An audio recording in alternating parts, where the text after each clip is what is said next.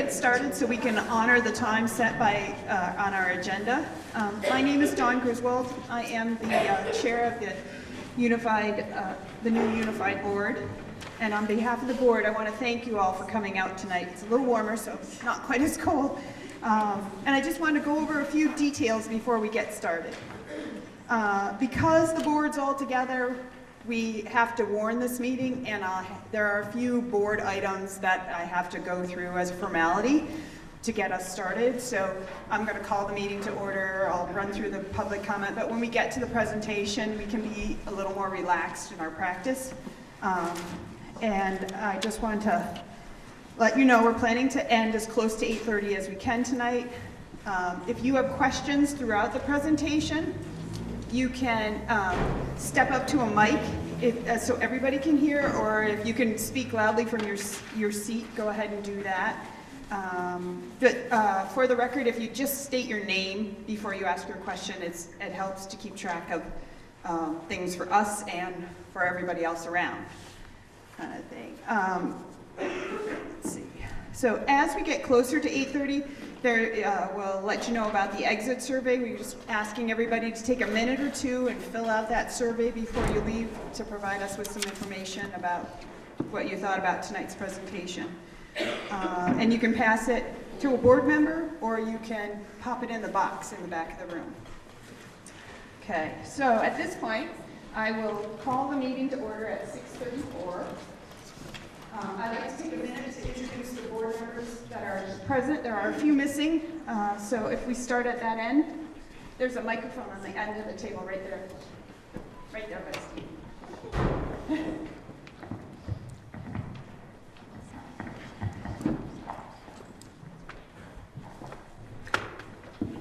Allison Sertivant, Bristol. Hi, I'm Krista Suringo from Bristol. Erin Lathrop, I'm also from Bristol. Steve Rooney from Starksboro. Liz Sarah from Bristol. Jen Stanley, Moncton. Andrew Morton, New Haven. And as I said, I'm Dawn Griswold, and I'm from Moncton. At this time, is there any public comment? Will we be able to make comments at the end also? Yes, there will be a time for public comment. And along the way? All right. Yes. No one else wants to go ahead. I have a comment. Is there? There's a microphone right here. I think that might be better. Otherwise, I may start talking. Okay.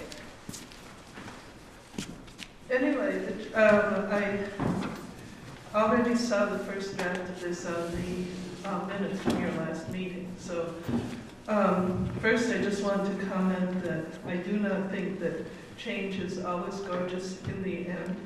That sometimes it can lead to unfortunate consequences. And I think that looking at the teachers who are being ripped and the staff that you're thinking of hiring, I have a comment.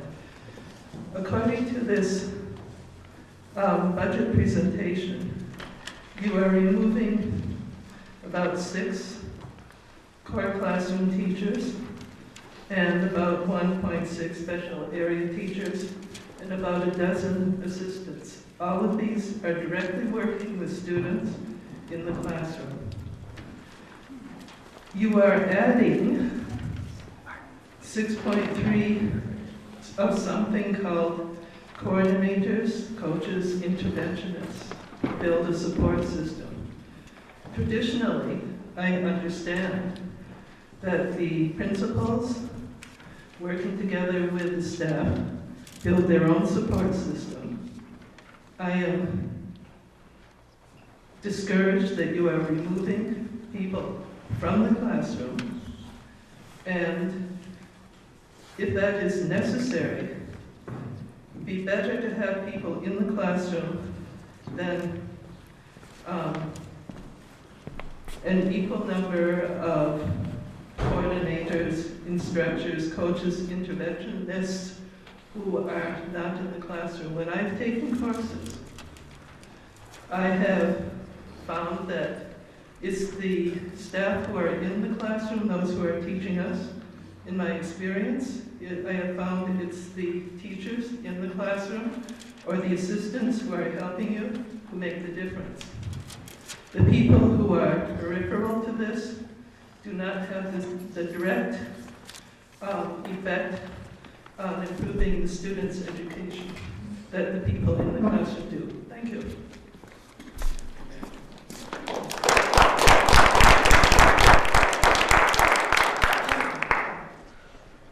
Any other public comment?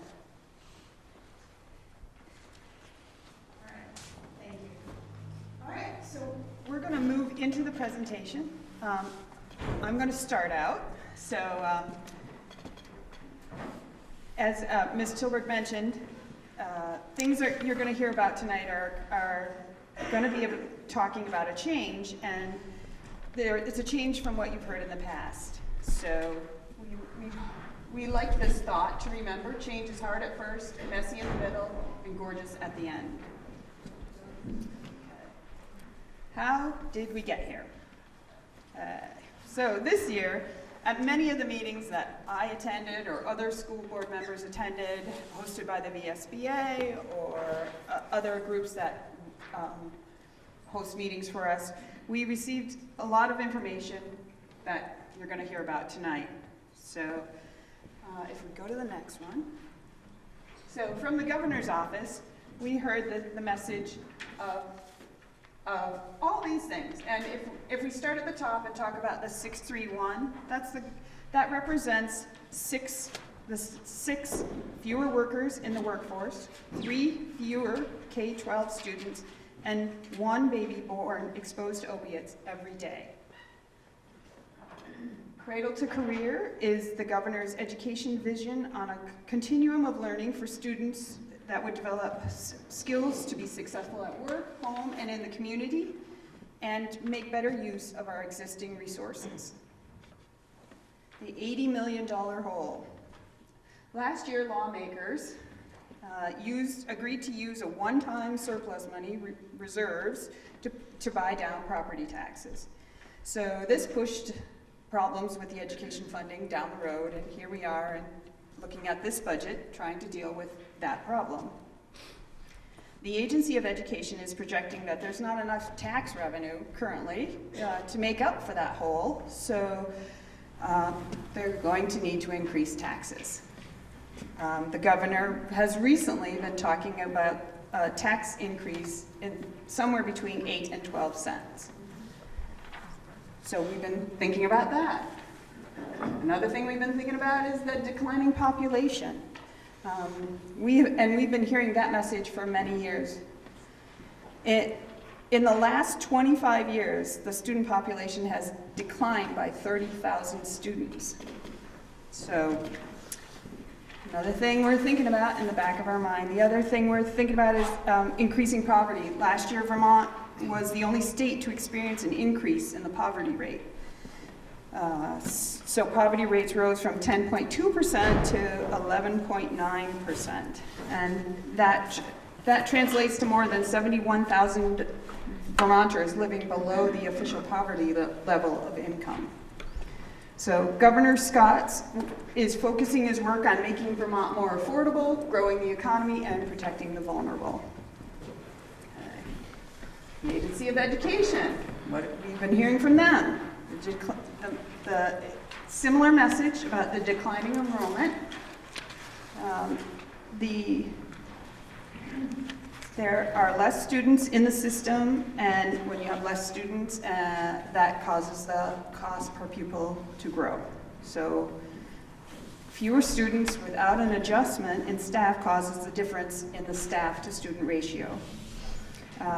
There was a report commissioned by the legislature, done by the DMG, the District Management Group, and they began their work with the goal to sort of provide a roadmap for the state as a whole to more effectively and cost-effectively serve students who struggle. So the ultimate goal goes well beyond just issuing the report, but rather to sort of spur a sustained effort to raise achievement, expand services, and manage cost. So more messages we've been receiving. So with all that in mind, on the next slide, on October 24th,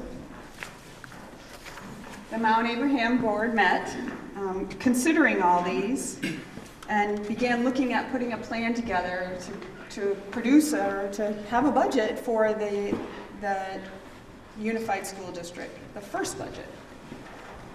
So we gave direction to the superintendent to begin building the budget with no increase to the cost per equalized pupil from the 2017-2018 budget. It was a tough decision. There was a lot of back and forth. We discussed it at length, and even at the last meeting last month, we again went through back and forth about, was this, could we do this? What is it going to look like in this school district? So there was a lot of thought, a lot of consideration into this target that we gave the superintendent to reach to build the budget.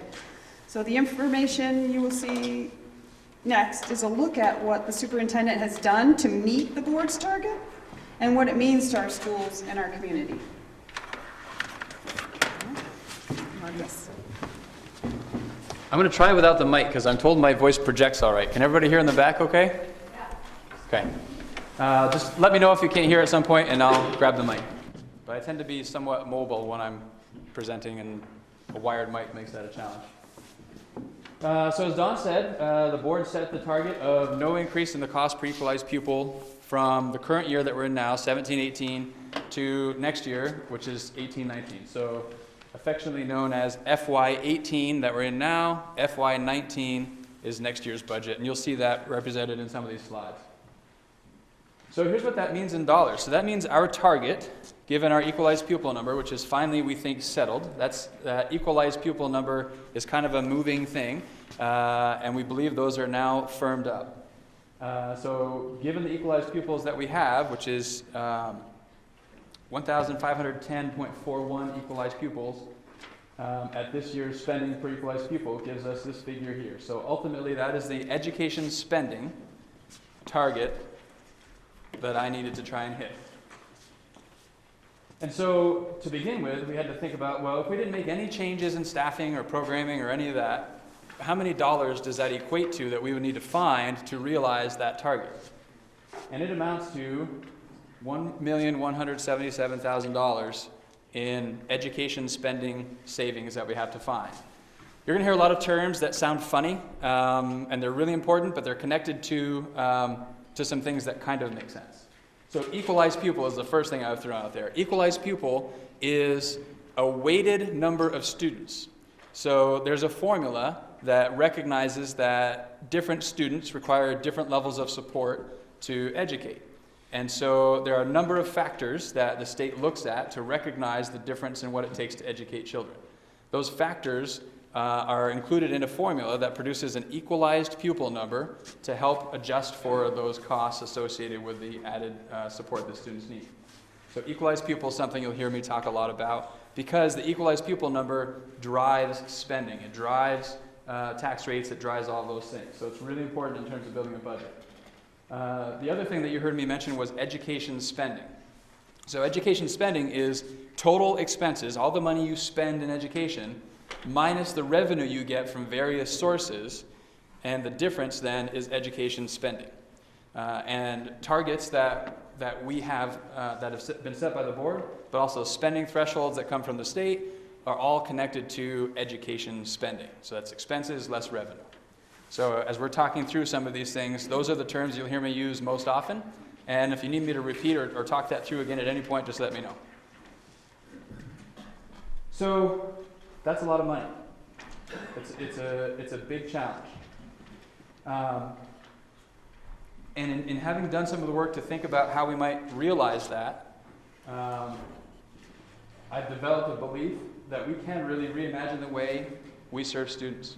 We need to reimagine the way we serve students. We certainly can't keep doing the same kind of work with fewer resources and think that that's the way to improve outcomes for students. I also think that the new unified school district, the Mount Abraham Unified School District, will emerge strong from this and prepared to improve outcomes. So the challenge really is to improve outcomes for students while spending less money than we are this current fiscal year, FY18. And so we can't achieve that by maintaining staffing. We can't achieve that by operating the same way with fewer resources. This guy's definition of insanity comes to mind when we think about trying to do the same thing over and over and expect different results. Certainly, it applies if we're trying to do the same thing with fewer resources and expecting improved results. It just doesn't seem to hold true that that would happen. So there's an opportunity presented as well. So we have an opportunity to make some changes in the results we get. So the evidence presented in the ENDS report, so the ENDS report is a monitoring report that I have to produce with lots of help from lots of people for the board as evidence of whether or not we're meeting the ends that the board has set forth for me to achieve. So that looks at a variety of things. It includes a lot of assessments, some more national assessments, some local assessments, and the evidence in that ENDS report suggests that our students are not achieving at the level that we want them to, or that we think they can, and certainly that we believe we can get them to. So there's some evidence that we need to do something different. And that prompts us to be able to redesign the way we support students, faculty, and staff. We need to build support throughout the organization to ensure that we're getting those improved outcomes. And again, we can improve outcomes for students and meet this budget target. So part of what's going to help us do that is the flexibility we have now as a single district. So we have more flexibility as a single district than we've ever had operating as really 7 different districts. And we need to capitalize on that flexibility to be able to use resources efficiently and effectively to improve outcomes, and doing so with fewer resources. We also have really intelligent, dedicated, hardworking, and caring faculty and staff. We have a great leadership team. And we have a wonderful 5-town community who's really invested in improving outcomes. So, where do we go from here? Well, we know we can't become what we need to be by staying what we are. So that's another spin on that definition of insanity, where we have to do things differently than the way we're doing them now if we wish to achieve what it is we want to achieve, which I think we would all agree is improved outcomes for students. That's why we're here. And so how do we begin thinking about that? Well, a timber stand improvement analogy comes to mind for me. So when homeowners are thinking about how they might improve their woodlands, they're thinking about, what is it I want to get out of these woodlands? What are we trying to produce? And I need to make decisions around what I want to grow within my woodlands as we make decisions about what doesn't get to stay in the woodlands. If you're trying to do some timber stand improvement to improve your maple sugar works, you're going to be thinking about what needs to come out of the woodlands to allow the sugar works to grow and produce the best that it can. So as we're having to think about what can't stay, we have to think about what are our focus areas and how do we use that information to make decisions about what stays, what goes, and what we want to grow as we make these decisions. So rather than simply start from a deficit model of what do we have to cut, we started as an admin team thinking about what do we need to grow? And how can we grow in the areas we need to while still having to make the reductions that we're going to have to make to hit the budget target. And so with that analogy sort of in mind, we then thought about, so what are those focus areas? Obviously, number one, first and foremost, improving outcomes for students. That is the focus area. That is primary. Yeah. Can you name some of the outcomes we're referring to? Like we keep talking, we're going to refer that all along, but what are some of the outcomes that, I'm sure there's more of those in discussions around. Yeah, so I think about the range of assessments that are within the ENDS report. So that includes things like the SBAC and kneecaps and things like that are more standardized tests. But we also have some local assessments. We look at students connected with the community, job-embedded sort of learning, things like that. Those are all the kinds of things that are referenced in the ENDS report that we can improve upon. Patrick, excuse me, are are there outcomes related to faculty and staff as well? How do you mean? Longevity of tenure, professional development, degree, collaborative teaching, those kind of things. Not in the ENDS report. So the ENDS report really focuses on outcomes for students. And those would be sort of means to achieve outcomes for students, perhaps.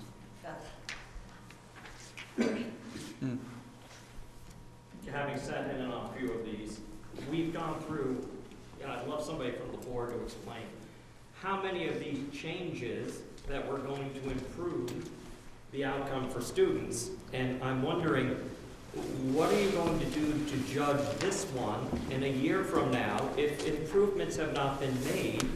Will we be reverting back to a program that was working better, or we will simply go off in another direction yet again?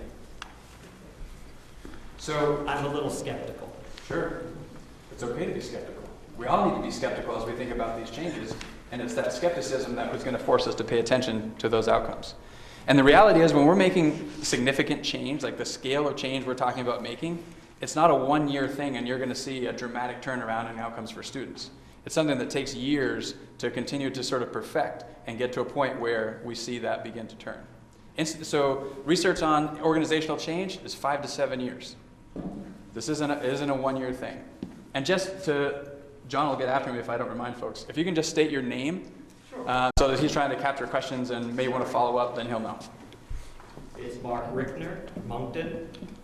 5 to 7 years ago, did we put changes into place that were supposed to improve education and outcomes? And did those changes improve education and outcome? From what you're telling us today, the changes that were made 5 to 7 years ago, we should be seeing an improvement from. Are we? I haven't looked at the data from 7 years ago to be able to speak right now to how that change has happened, but I would say based on where we are right now, we're certainly not where we want to be. And then I'm going to take your analogy one step further.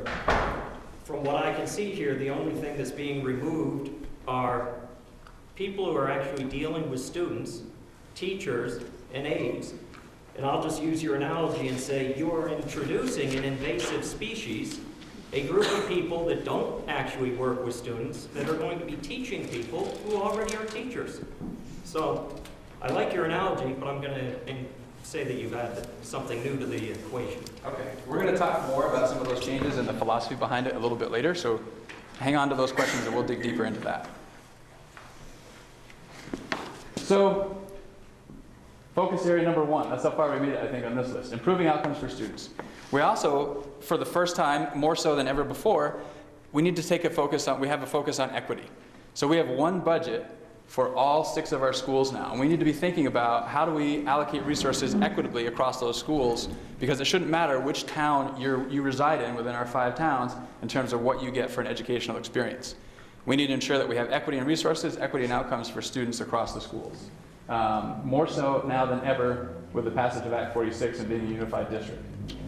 We also really need to focus on support for faculty and staff so that we know that the work that's happening in the classrooms with students, which is absolutely the most essential work, is the best that it can be. And historically, teachers going off to a 1 or 2 day workshop coming back, that kind of professional development tends to not transform teaching instruction. It has to be something that's much more ongoing and embedded in the work that's happening in the classroom to really transform instruction. We also need to build sustainable systems. So when I first arrived here, there was a group of folks that had done a lot of work with the relationships by objective. And one of the significant findings that came out of this work, which was a combination of administrators, board members, teachers, support staff, sort of a range of folks, and quite a number of folks. I wasn't involved in it, but 30-some folks, probably, something like that.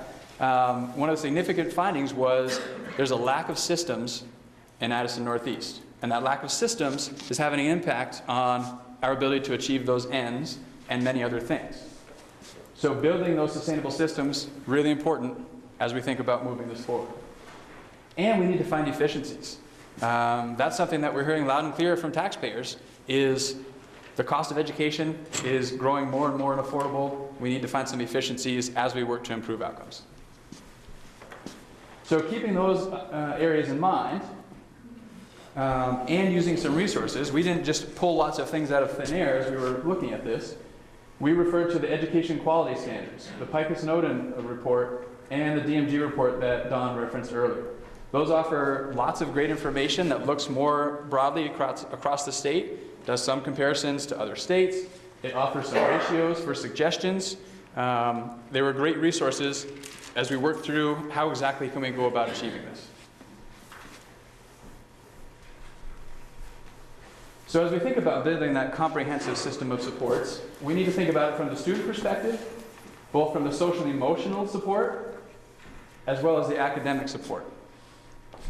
And when we think about supporting adults, we need to be thinking about how can we support the use of best practices in the classroom, and how can we support the use of data on an ongoing basis to know the impact our teaching has on outcomes for kids. If we don't know the impact our teaching has on outcomes for kids, how can we know if it's working or not? And how can we make those mid-course corrections that might need to be made to continue to improve outcomes? As I mentioned before, we have to also think about equity, both in opportunities for students, but also in outcomes for students. And there are a lot of different angles to this concept of equity as we look at allocating resources and we look at outcomes for students. And we're going to need to take a look at all of those angles as we figure out where we go. And we need to make sure that this system is really integrated and articulated.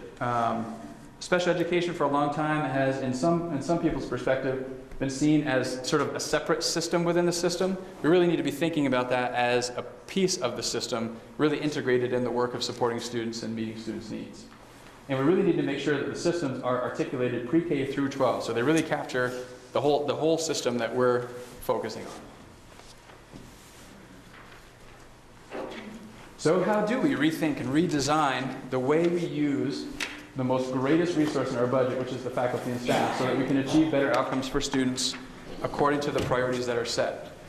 Well, the first thing we need to do is refer to what those priorities are. So some things that we can look at in terms of what the priorities are. We're in the process of creating a strategic plan. It's well underway, but it's not complete. One thing that is complete is we have goals in these areas. They're very broad goals, and the details are what are still being worked on right now. But we can look to these to help us understand the priorities. So expertise in learning is one area of the strategic plan. Social and emotional learning and physical development, equity, and community. So those broad categories can help give us some perspective on what are their priorities and how can we grow. We can also look to the multi-tiered system of supports field guide. This is something that's used more broadly than just in Addison Northeast. This is a Vermont thing. And it suggests these categories to be paying attention to as you grow your system and think about developing a system of supports for students.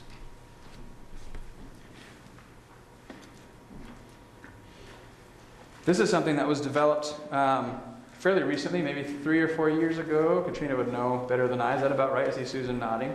So 3 or 4 years ago, this graphic was created to help also think a little differently about what are the priorities. So we have our friend Stu Dent in the center. He is the priority, right? Surrounding him, we have this concept of personalized learning. Within a proficiency-based learning system, in a multi-tiered system of support, focused on achieving the ends set forth by the board.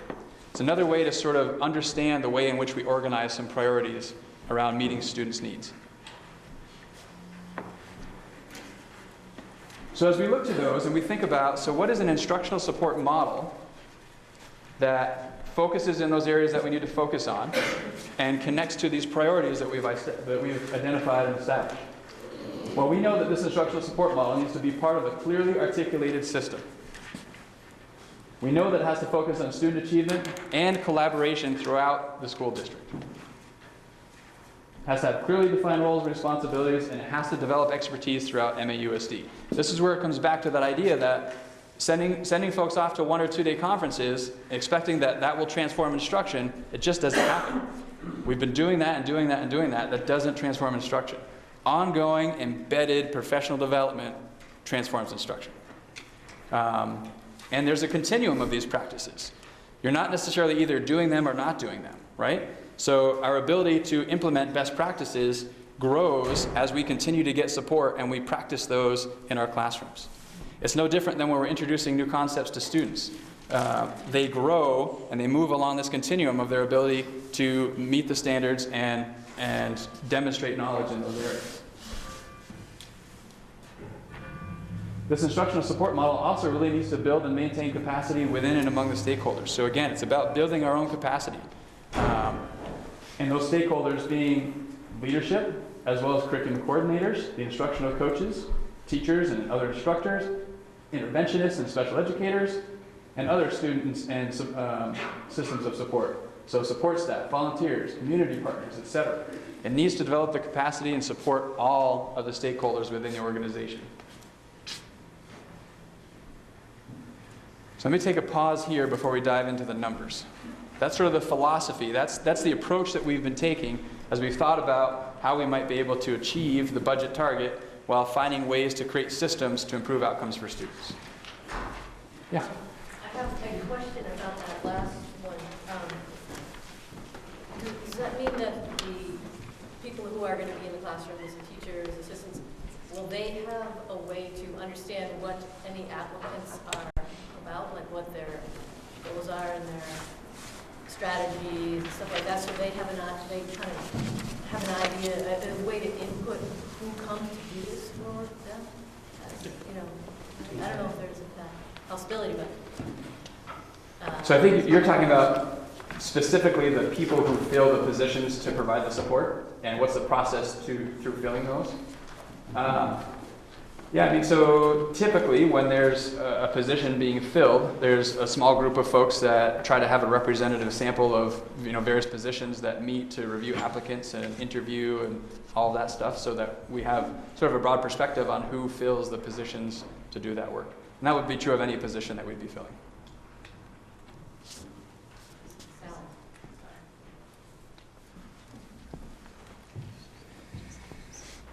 You're all anxious to get into the numbers, aren't you? Yeah, go ahead. Julie Clark, Bristol. I'm wondering if the ends are something that we're going to be reevaluating as well as part of that reinventing what we're doing to achieve different results. It seems like we keep coming back to that, and some of those ends are really traditional testing methods. I know some of them are not, and they're broader than that. But how much reevaluating are we doing with that ends policy? So it's sort of interesting. This conversation came up when we were generating the vision for what is now MAUSD. We didn't know it was going to be MAUSD at the time. And the conversation about the ends came up, and what do we do about the ends? They were somewhat recently drafted, and there was an extensive process in collecting community input and really thinking through what those ends should be. And we thought, through the policy governance process, rather than having to redraft the ends policy, we had an opportunity to think differently about what the ends mean in drafting a new interpretation of the ends. So the way the policy governance works is, at least for the policies that are my responsibility, there's the language of the policy, and then there's an interpretation of the policy drafted, and then that interpretation gets approved by the board, and then I draft a monitoring report according to the interpretation, more so even than according to the policy. And we do have a brand new interpretation of the ends that looks at it more broadly and encompasses things that haven't historically been encompassed in an ends report. So already this year, for the first time, we've written an ends report, looks very different than any other ends report we've had, that emphasizes less, although it's still there and it's still important, those NECAP and SBAC scores, and looks at some other measures as well. So we're going to continue to do that work, and we need to continue to think about what's the data we need to pay attention to tell us whether or not we're headed in the right direction. Can I put you on the spot? Can you give us a really juicy example of some of those fresh, new, broader outcomes?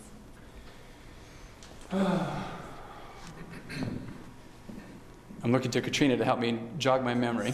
So how, For something other than a standardized assessment to look at outcomes for students. Oh, like a performance-based assessment? An idea that comes to mind for me is looking at age of legality scores, which are locally developed assessment administered by age of legality teachers. And we picked age of legality because in one part, everyone takes that. it gets tricky toward the upper grades to find an assessment that everybody takes that isn't an ECAP or an SBAC or something like that. And Age of Legality happened to be one of those. I don't know that that's as juicy as you're looking for, but that was the one that came to mind for me.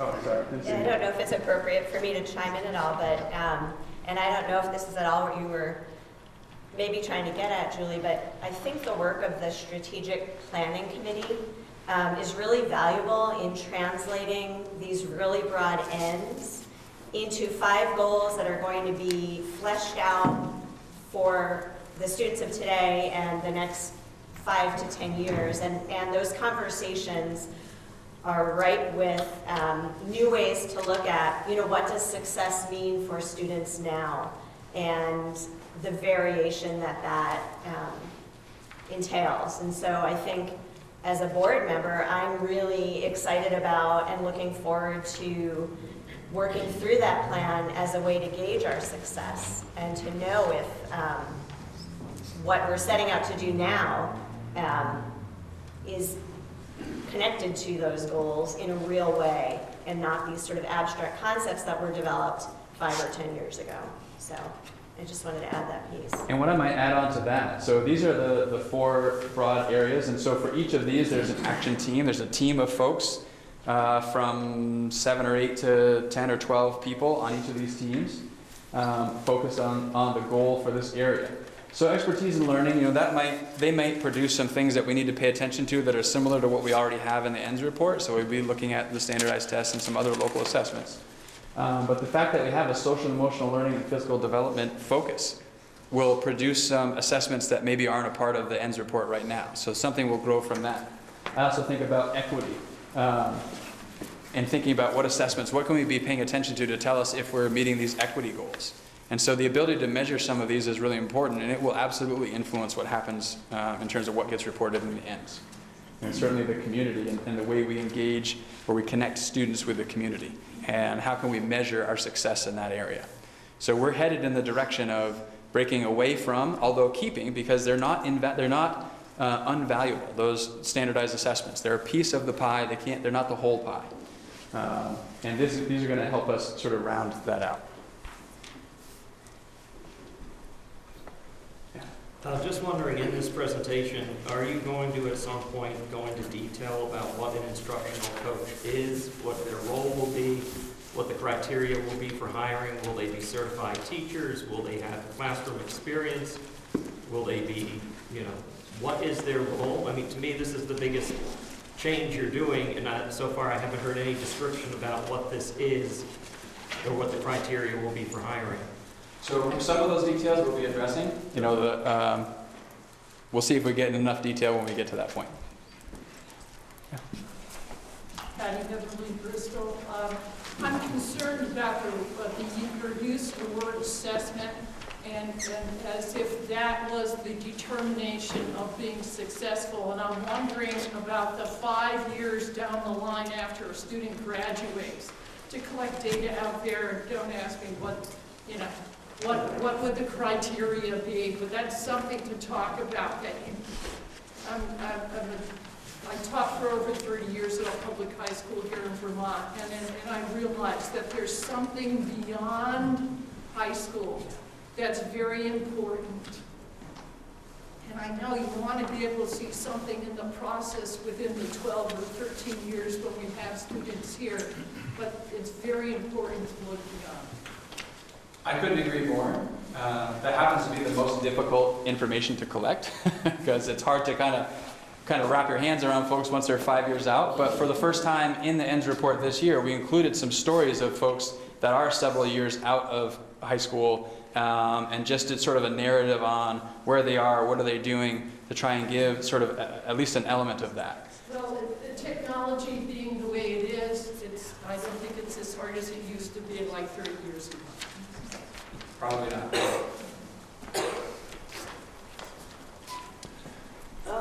Kathy Martell, Virgins, but with that last piece, Patrick, did you also then look back at how they scored in high school? how those SBAC tests did, how they did on the kneecap. And with all these standardized testing, kids, I mean, I have a perfect example in my home where somebody did not do well on testing, that's just not who they were.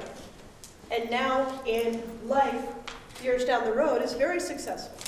So the standardized testing may not mean who we're going to be 20 years from now, or 10 years from now, or 5 years from now.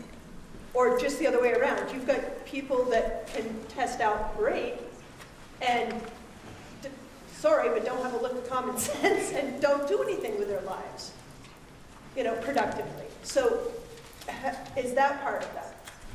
So I don't disagree with anything you said. With the folks that I referenced in the ENDS report, we didn't do that. The sample size is way too small. We just couldn't go there with the 3 or 4 stories that we had in the ENDS report. But that notion that test scores are not everything, 100% completely agree with you on that. They're also not nothing. So they have to be part of what we're looking at as we determine, are we achieving what we want to achieve in terms of outcomes for students? We have to look at it much more than just that, but that's part of it.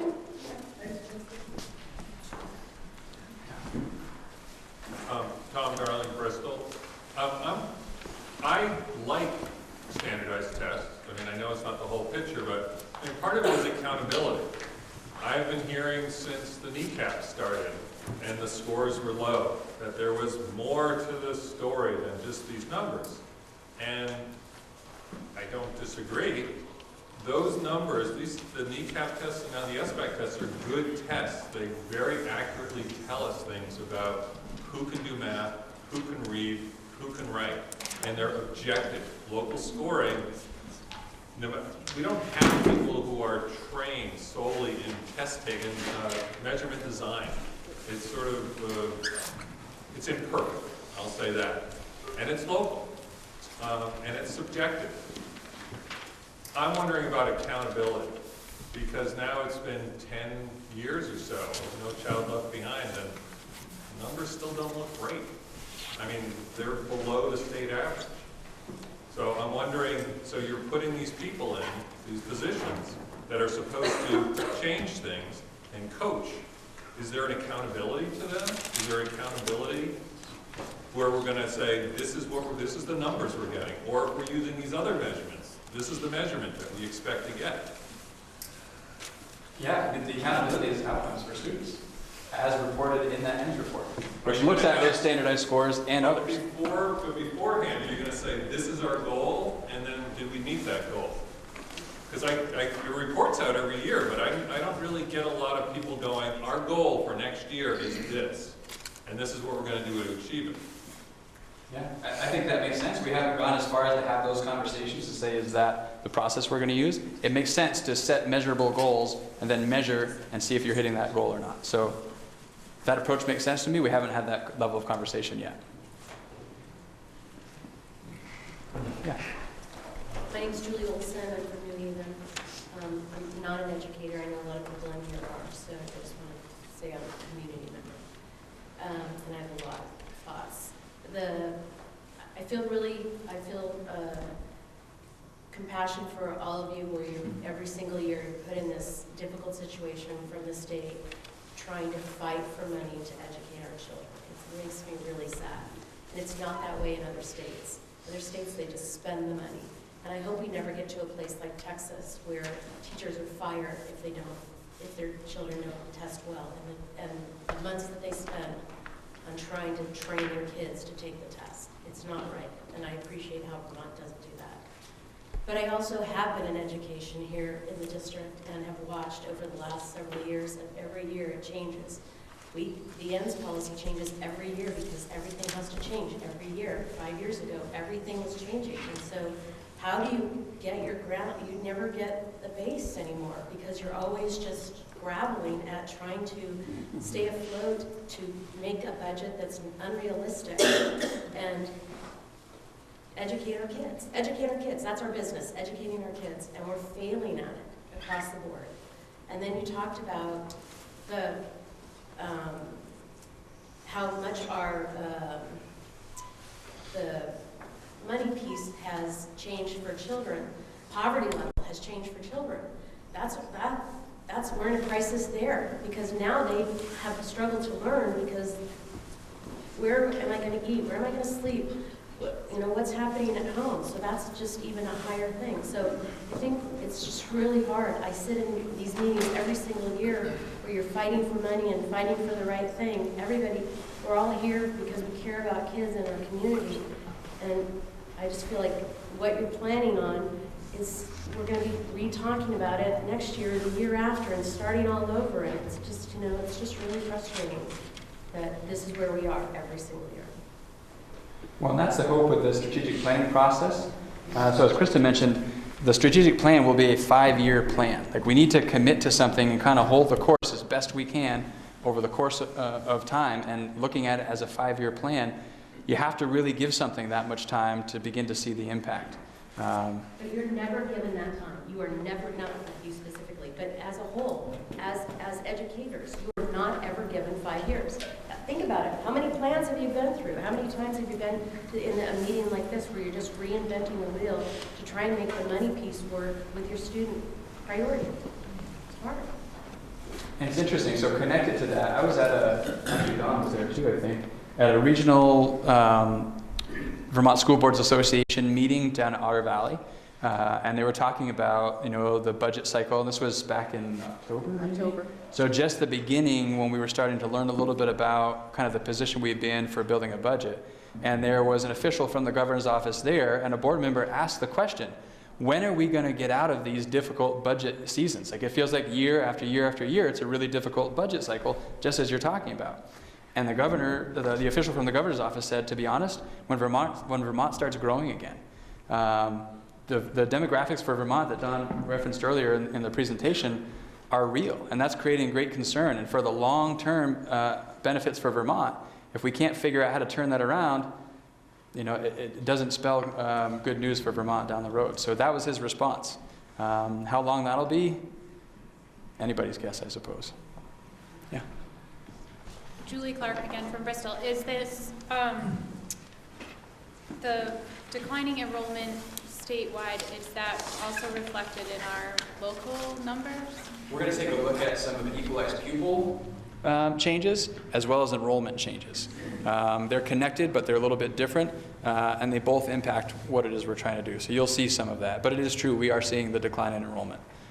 And a follow-up question kind of related to that is, how much pushback can we give to the state, or have we given to the state? I'm kind of new to the district, so I don't know if we, I've sort of heard that we have really followed the course that's come down from the state year after year, and maybe some other districts haven't. So where do you feel like the equity is in that? If we've been following the rules that they've been, or the requests that they've been putting out, is there a point where we can sort of put the brakes on our budgeting and other schools catching up? I mean, so the reality is we do have a lot of control over what we determine our budget to be, and there are consequences for taking whatever action it is. So we can push back to a point, but with the state holding the purse strings, if you exceed whatever spending threshold is set for that particular year, then you can do that. It's not, you know, it's not illegal to do that, but you're penalized pretty significantly for overspending, and then you need taxpayer support to to approve that budget. And I think historically the thinking has been taxpayer support probably wouldn't follow exceeding the spending threshold, which then gets penalized significantly for doing so. So, you know, there's a little bit of leeway in terms of what the budget can be, but there are consequences for the decisions that are made. Yes? I know you get a million different inputs from parents, and it must be overwhelming. Everyone has a different opinion. But the whole testing, I just want to say, you know, I have a kid in kindergarten. What are my expectations as a parent? So I just want to say, I'm just looking to develop him as a part of the community, as to develop a love of learning and a love of life. And so far in kindergarten, what I'm seeing is definitely that. And the whole test-taking thing, for me as a parent, that's not a big concern. Like that he's good at taking some. I know it's a way of measuring, and it's hard to measure otherwise because everything gets fluffy, but that's what I'm looking for as a parent. I'm sure, you know, every parent has a different opinion, but.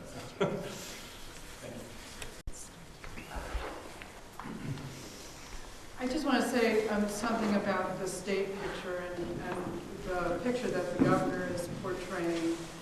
He's projecting, and Dawn showed it in one of those early slides, a $50 to $80 million hole. And Representative Sharp spoke to this a little bit, I believe, in a fairly recent Addison Independent piece. To some degree, that's a man-made, manufactured crisis that he is talking about. I think I'm correct in saying that about $31 million of that hole was the result of the incentives that were offered to school districts to consolidate. And another part of that hole comes from the governor taking some things that have been paid for out of the general fund and putting them into the education fund. Now, maybe that's where they belonged all along, but still, to project, to portray it as a crisis, a $50 to $80 million hole, only really tells a part of the story.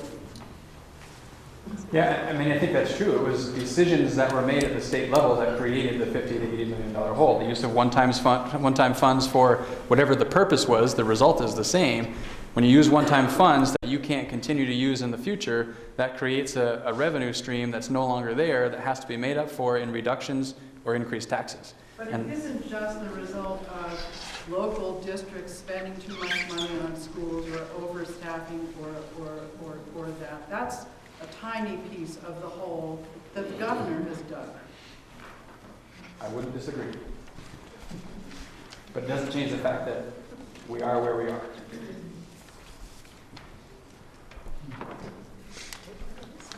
I'm David Grenham from Bristol, I'm just struggling with this notion of standardized testing and personalized learning.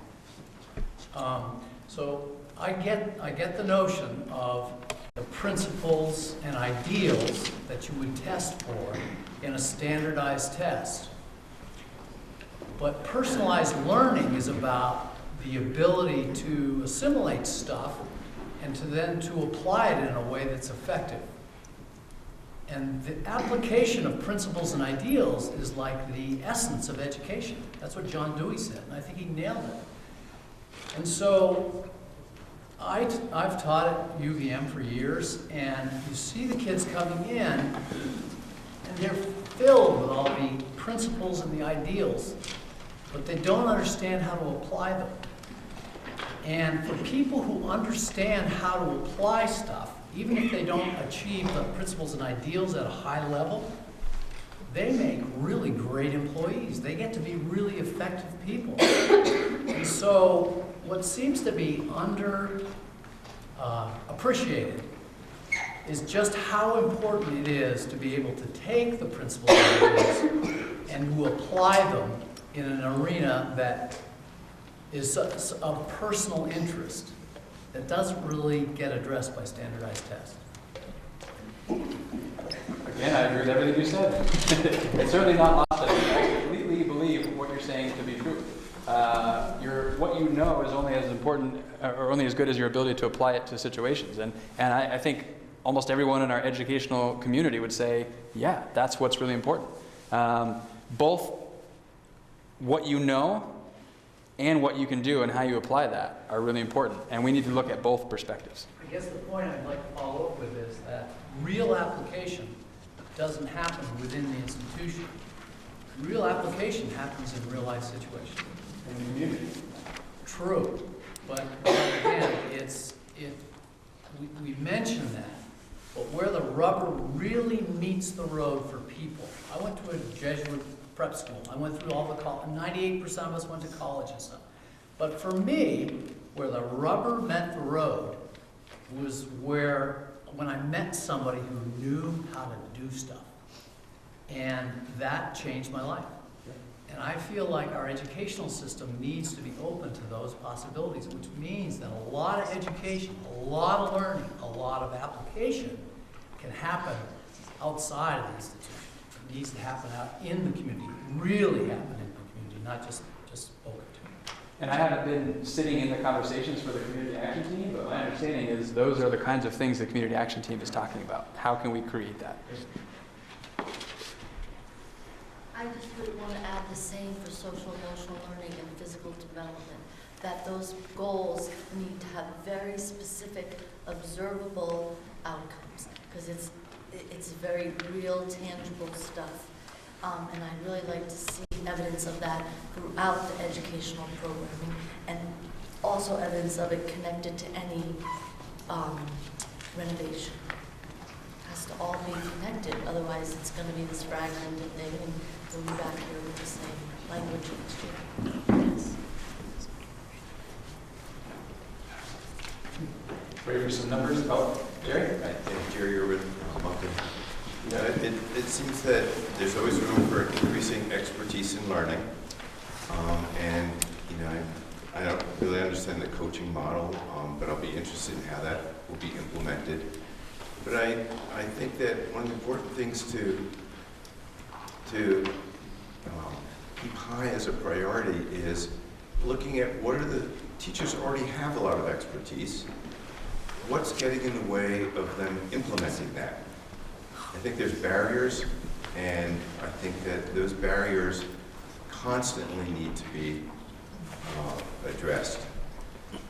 So, you know, it's always good to add new expertise, but, you know, let's address the barriers that are keeping teachers from implementing what they already know.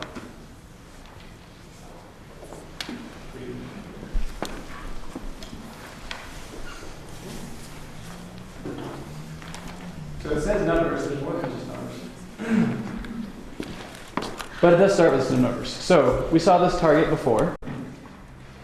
And we saw this number before, which is if we didn't make any changes. And that produces this amount of money that we would be over the target if we didn't make changes. And so where do those changes come from? Well, of that $1,177,000, that's how much is a result of staffing changes. We have a new partnership with Addison Northwest School District with our food service, which enables us to reduce our food service subsidy by $22,000 and maintain the same level of service that we're providing to students. And there was a great article in The Independent. It was about Addison Northwest, but you can say ditto to everything that's happening here, and it began here, and it's growing in Addison Northwest. Some reductions from repairs and maintenance. Some reductions by having a single board.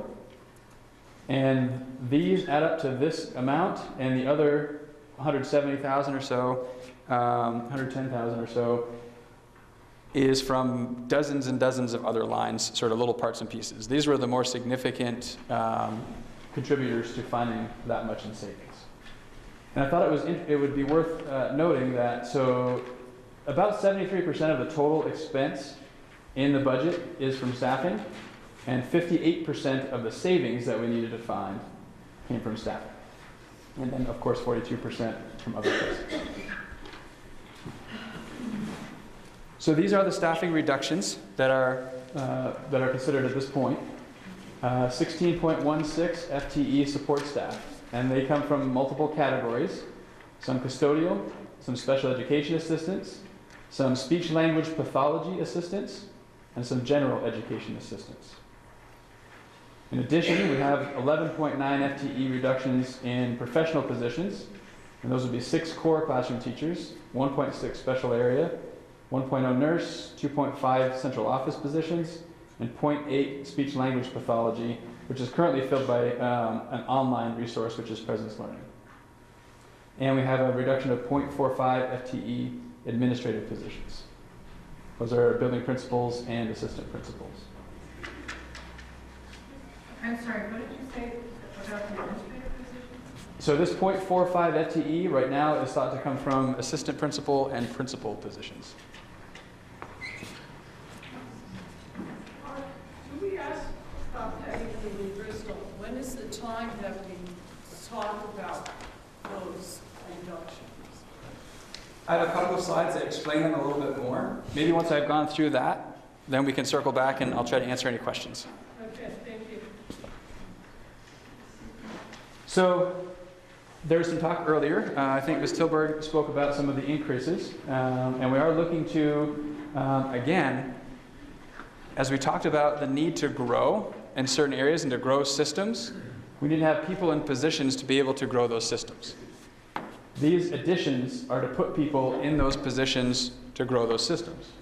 And those positions are 6.3, and that's a combination, and we have a lot of work to figure out still, but it's a combination of added coordinator time, which has the perspective across all schools in the school district, coaching positions, which will have more limited, they might be in one or two schools where they have coaching responsibilities. And then interventionists, which are folks that do work directly with students. And these are professional interventionists, highly trained to do the intervention work that they would be doing. It also includes an increase of 1.2 special educators. This is, again, an interest in getting kids more access to highly trained interventionists. We see special educators as highly trained interventionists, and so this increases access to those highly trained interventionists. And also, in addition of 1.0 school psychologists. We currently have 1.0. This would add another 1.0. We'll talk more about why these positions in the next slide. So the net reductions that are anticipated would be staying at that 16.16 support staff positions. The professional staff positions, the net is a reduction of 3.4 FTE and 0.45 FTE administrative positions, for a total anticipated of 20.01 FTE. Can I have one little clarification? Sure. It's Sue White from Lincoln. The psychologist, is it not true that we cut a psychologist from Mount Abe 3 years ago or 2 years ago? We had all those board meetings and we had a lot of passionate conversation about positions being cut, and one of them was indeed a psychologist. Is that true? It's not anything I've heard, but I wasn't here 2 or 3 years ago, so I couldn't say. He was a behavioral interventionist. He was a behavioral interventionist, yeah. A little different position. Okay, well, you're talking all of those things, but, okay, thank you. So talking a little bit more, and this helps explain some of these different things. So those 6.3 coordinator, coach, interventionists, that again is about building that system of support. For the leaders, these are those stakeholders that we identified in an earlier slide. So it's about building support for leaders, coaches, teachers, interventionists, and ultimately students, with a focus on STEM, humanities, and social emotional development. So the idea is we'd have coordinators, coaches, and interventionists for STEM. We'd have coordinators, a coordinator, coach, interventionist for humanities, and then the same for social and emotional development, to provide that embedded, ongoing professional development to help folks continue to move along that continuum of implementation of best practice. Doing away with the 1 or 2 day conference and come back, and that has a use to a point, but it doesn't transform instruction. Ongoing, embedded professional development over the course of years transforms instruction. So that's really where we need to be investing that. Tom? Sure. I'm Tom Larmont out of Moncton. I teach at Mount Abe. I've taught for 30 years, and I'm the president of ANITA, which is the Addison Northeast Educational Association. We believe that eliminating the 16 support staff positions is really going to have a negative impact on student outcomes. And the main reason is the way that my colleagues and I see it is that struggling students really require more time in direct education and direct instruction. And classroom teachers, we feel, already have great skills in dealing with students who struggle, but they don't really have the time to do it, to offer the individualized instruction to individual students. And currently, we don't really have much confidence that adding coordinators and coaches and interventionists can make up the time with the students that currently that time is being supplied by support staff. And so we'd certainly like more information as to how the added personnel, the leaders, the coaches, can really compensate for the time required to deal with the individual students. And then finally, the last thing I'd say is that We also now are all recognizing the impact that trauma has on student success. And we really feel it's important to realize that trusted personal relationships, and they all require time, individualized time, that they're the crucial element in overcoming trauma. And so that is our main concern, is moving these frontline people who interact with students and spend time with students. Where are we going to get that time back? Where are the students going to get that time back? That's the real question for us. And the answer to that question is multifaceted. The bottom line is building the systems is going to provide the support that the students need, so they need less of that time individualized, ongoing, especially by the time they're getting into 10th, 11th, and 12th grade. And that's what we don't quite have confidence in yet. You'll instill confidence in us about how these leaders are again, actually going, like, how's that interventionist, when I have a student who needs to leave my classroom to take a test because they need that test read to them, they know the information, but they can't read the information off a test, or they can't write the information, but they know the information. When I have a class of 20 students, and I have a student who needs to test outside, will that interventionist be there for me? Will that coach be there for me?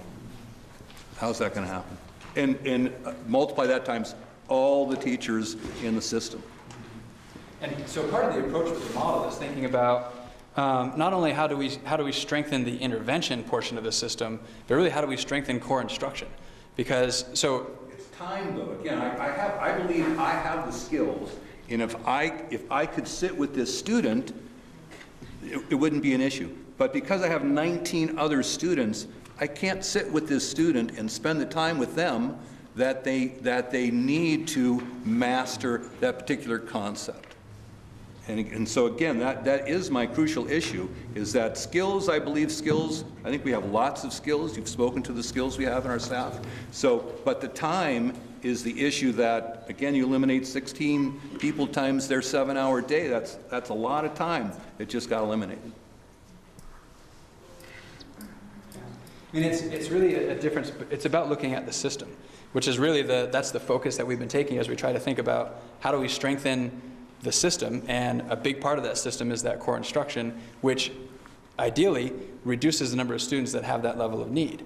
And so when you're making that transition, it's really hard because you're sort of caught in the now and the immediate need, but trying to build for the future and strengthening that. So an example, there are best practices in teaching that are proven with lots and lots of research studies over decades to improve outcomes for students that aren't happening in every classroom in every school.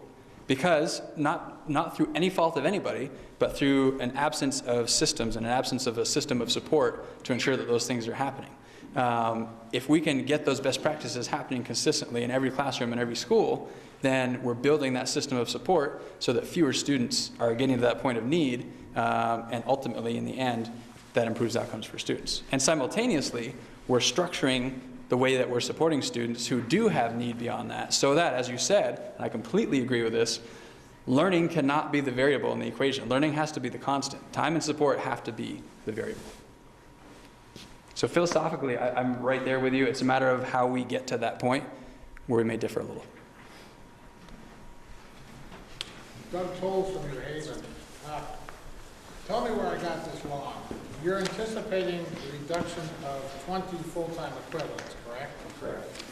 And that's going to yield a staffing savings of $675,658, it says. Correct. That's the education spending reduction. Okay. So not necessarily expense. All right, because I think you just answered. I was about to say your teachers and benefits certainly cost well more than $35,000 per year. Right. So how can it be, maybe you could fill that out a little bit. How do we get the net to be less than $35,000 a year? Because with that health insurance alone, that's more than half of that. So a number of those positions are in the area of special education. And so expenses in the area of special education are reimbursed at a rate of, I think, 56%, at least 56%. And then for extraordinary costs, they're reimbursed at 90%. So there's a revenue, and you'll see when we get to some of the future slides, there's a revenue reduction that happens as well as the expense reduction. So those sort of offset one another and produce the education spending savings, which is that figure that you were looking at. So because of this subsidy, these are, if you excuse the expression, less expensive employees on that basis. Because there's a revenue attached to them. Yeah. Thank you. Yep. I think I saw this hand first. Julie Olson. I'm wondering if you could walk us through what a coach would look like in a classroom. Like, would they be there for weeks at a time, or is that 20 minutes at a time? Sure. So, well, I'll start with is there's a lot to figure out in terms of exactly how we want coaching to look. We have some coaches in some positions right now, but in terms of building a coaching support model right now, it's really pretty dramatically understaffed to say that we're doing coaching in our schools. We need to really build that to be able to assess the coaching model to see if it really works. The vision is that coaches are working directly with teachers, classroom teachers. Coaches are working with interventionists, and they're coordinating this implementation of best practice, facilitating looking at data, all those sorts of things that we identified earlier as areas of focus for the system. So they're in classrooms, working directly with teachers. They're working with groups of teachers in small groups. They might lead some professional development on some early release days and in-service days. So they play a key role in that job-embedded, ongoing professional development. Can I just follow up? Have you had conversations, you keep saying we, and I'm not sure who we is included, like have you talked to all the professional staff in the district to say, what are your needs? What do you feel like we're lacking? How can we help you? And done like a survey to get the idea that coaching is really the best answer for everybody? I mean, I feel like they're already there. They're a great resource for you. They're going to give you a great insight of, yeah, the 2-day thing isn't working for us. So that, for me, I feel like you want them to be supporting these decisions that you're getting ready to make. So you have to sell it to them, and you need to actually interview them to see what their needs are, right? Or we look at decades of research. Okay. So the instructional coaching model has a very strong research base that suggests that when implemented well, it has a tremendous impact on outcomes for students. And we've dabbled in it some, but it's something that, as an administrative team, we believe can really bring great benefit to students, and we need to invest in growing that.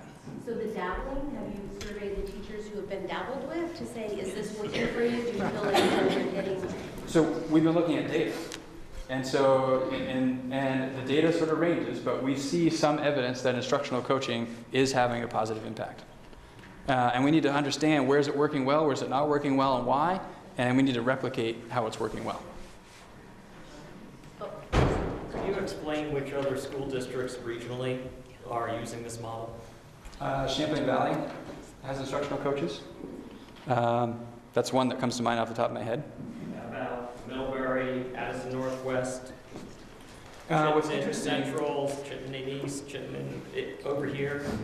I mean, is it a widely done model? Are there 20, 30, 40 districts that are already doing this model, or is it CBU, or whichever one you just said? So coming from Addison Central, I worked there for a few years before coming here, and we hired a consultant there to act as a coach who came several times throughout the year to provide that instructional coaching to teachers. Over 5 years, we paid this consultant to come and do that work. And in year 1, it didn't transform instruction.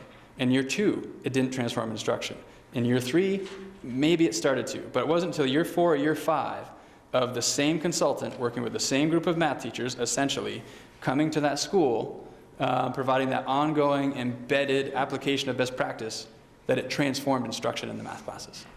So it's not the same kind of coaching model that we're talking about. It was somebody from the outside that we hired to come, and they came and then they left. This is more about taking that concept and really building that so that we can do it across content areas, and we build that capacity in-house rather than relying on outside sources. Yeah. Oh, sorry, Tom. No, I forgot. I got it. Thanks. I'm sorry. So the big variable is if it's done right with the coaching. So that's one thing. Being in Champlain Valley, their coaching model has changed over time. But I guess my question is sort of a follow-up. Is this coaching idea coming from the teachers saying, hey, this is what we need? Is it more like the administrative team said, hey, we heard this thing, and we've seen that it works elsewhere and it's coming down. Because my concern is if the teachers don't buy in, you can have all the resources in the world, and if a teacher doesn't use it, or a teacher doesn't want it, like even if they need it, they don't want it, and they say no, it's not going to be as effective as it. So I'm wondering where the buy-in is and where it's coming from. So the start of the coaching model predates me. I don't know what led to that, but the conversation now hasn't really been grassroots teachers saying this is what we need. No, to be fair. This has been an identified need at the administrative level and a way to meet a need that's being seen as we look across schools and across classrooms. I will say this in support of it. I know Katrina moved from Bristol Elementary to the Central and was doing the coordinating. A lot of changes happened that I saw were for the better. So that was an example where it worked pretty well. So I'm just curious if that got some buy-in and then they said, oh, we need more of this. I haven't heard a lot of teachers saying we need more coaching. No. Okay. Well, several teachers complimented the work that she was doing. Well, and seeing as you called me out, can I just add a couple of things? Sure. We aren't making up this coaching model at all. There's actually Jim Knight and Peter DeWitt's work on instructionalcoaching.com is really where we started thinking about how can we help meet needs that the teachers are asking for in another more consistent way. So we've tried to at least start to train a small cadre of already existing staff in our district to learn the ways of that instructional coaching model. And to Mark's question, there are about 12 supervisory unions and districts in the region, from us all the way up to Franklin County, who are participating in this model. So we've been we've attended 3 different in-house trainings that have been provided from CVED, our regional professional development group. So we're not making it up. We've been doing book studies. We've been thinking about what's working, what's not working. We have anecdotal stories from some of our teachers about things that are working well. But without that system and that structure and that vision that the strategic plan is going to offer us, and what it is that we're going to help our teachers be held accountable to help their kids the best, coaching is only going to be a solution to whatever it is the goals are that we need. So we're kind of waiting to see chicken egg. We're just trying to get all of our resources in the right order so that we're ready to go as soon as we can. It's my 2 cents.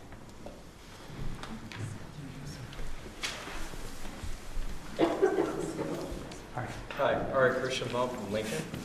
I just see that in terms of support staff positions that are being eliminated, it seems like the majority are in special education assistants. Exactly how are we going to meet the needs of those students in this new model? So the idea is, through the model, with greater access to professional interventionists and a more coordinated approach to intervention, that we'll be able to meet those students' needs. And the ratios right now, so we have quite a number of special education support staff, and it's in excess of what we need according to IEPs, et cetera. And when we implement this model and we have an increased access to special educators, that's going to help accommodate for the reduction in the special ed support staff. So having full-time special educators plus these coordinator positions available, you're anticipating being able to meet those needs in a more efficient way. Can you speak louder, because we can't always hear the questions that are being asked. So I just mentioned that we anticipate being able to meet the needs of the students, these high-need students, in other ways other than with the special educator assistant.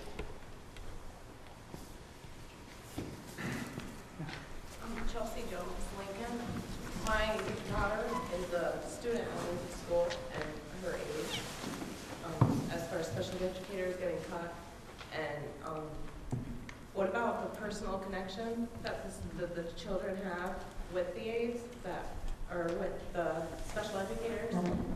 That, I mean, because my daughter built a connection with her aide, so it's like you can't just cut an emotional thing and just swap it with a new, it's more about trust between the special educator and the student.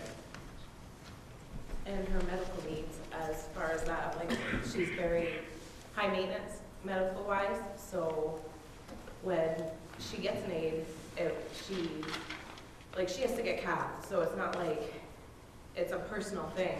It's not something that you can say, oh, we'll just switch it with this person expect, like, my daughter to adapt to having somebody new when it's more of her needs or her emotional connection with her aide would be somebody she knew for a longer period of time rather than somebody new that she never had to deal with before.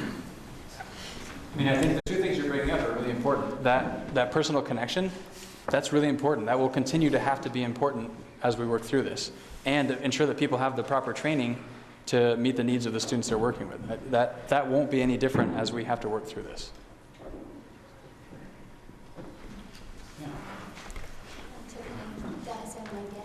I also think that I'm going to piggyback on what Chelsea was saying in terms of the connection that is made between a student who struggles or a student who has a physical handicap and being able to move out of an anxious mindset when you have built trust with somebody and being able to actually be open and available to learn. I think it's really important. And when people get switched around as a unified district, or even though here this year you are going to move to a different child, I think that that becomes a detriment to the progress of a child's learning. Yeah, I guess I just want to hear again the answer that you gave to her question in terms of if we move forward with this, that we're all being asked to look at and vote on, is she going to have the same level of support that that child has today, next year at this time? So, yes or no? I mean, that's a simple one. So without any of this, I couldn't answer that as a yes or no, because her needs are going to change. Okay, so So what I will say is that we have every confidence that through this model and the systems talk that we're talking about, that students with needs will have their needs met. And we believe perhaps even better than they are now.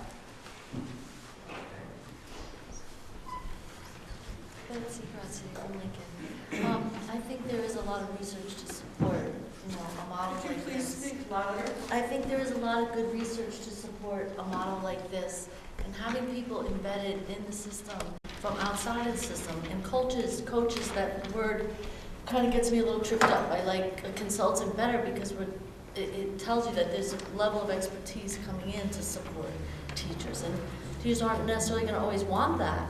And have resistance to it, but there's going to be a level of expertise to help people be more accountable and look at their teaching ways after teaching for long periods of time and having certain ways of doing things. I think there's a lot to this to really look at. At the same time, as somebody who's been paid for by the district to train paraprofessionals and invested a lot in doing that over the years, you have invested as a community in training those people.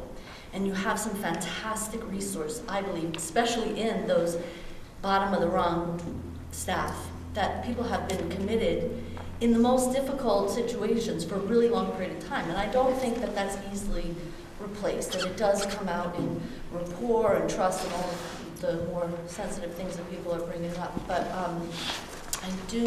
my concern about changes in staffing is how that's actually determined. That we don't just get rid of resources that we have invested in. It's also not fiscally responsible. And I just also appreciate the notion that having something ongoing in the school, supporting and helping people be accountable, I think does really prove in terms of outcomes than the professional development system that we have right now. Going out, doing things here and there.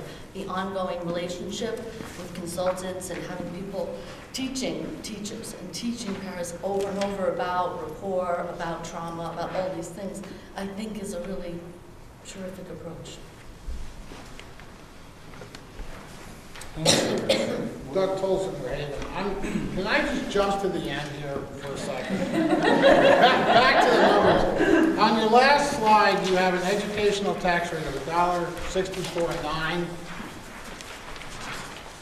At least that's what I see. Is that before the 8 to 12 cents that the initial lady spoke of? So, just for everybody's reference, you're looking at this line here. And what was your statement after that? I didn't quite hear. Okay, so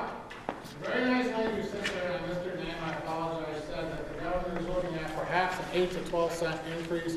I see you have an 8 cent reduction. I fully understand that. So is this $1.64 before the governor's, what I'm calling a 9 cent increase? So this would incorporate what we're the information we're getting from the state. So you can see if you look across. So it varies town to town because last year every town had a different education tax rate, which was then adjusted by the CLA, which then produced a property tax rate. So here, sort of the comparison is if you look at Bristol, the year we're in, 159.94. Without the Act 46 reduction would be 164.9. And then you can compare Moncton to Moncton. So you can see it's an increase, I think everywhere except for it was Lincoln, 168. Lincoln would have gone down without that. Okay, but if my real tax rate, I live in New Haven, I see $1.6225, correct, the bottom line, New Haven? So that's before a 9 cent, a possible 9 cent increase from the legislature and the governor. No, I think this would, I'd have to double check on that, but I think that includes the factors from the governor. So what we're getting from the state sets, and this is where there's a depth of conversation that I look to Howard sometimes to help me think through again, because I always have to sort of reteach myself this. But the state sets a yield, and the yield helps determine what the tax rate is. And I don't think it's on here, but there's a certain amount where if you spend, it's $9,000 and some change, if you spend that much per student, then a $1 tax rate would get you that much per student. And then your actual tax rate is established based on what percentage over that 9,000 and change your spending is. And that produces the rates that you're looking at here. So through that, I think the governor's information is included in what that number is set at. All right, so Gordy, I hope you're right. If the governor's number is included, then New Haven would be looking at a slightly less than a 5 cent tax increase. We could be going from 157.67 to 162.25. Because from a local education spending standpoint, these figures here reflect a reduced education spending amount.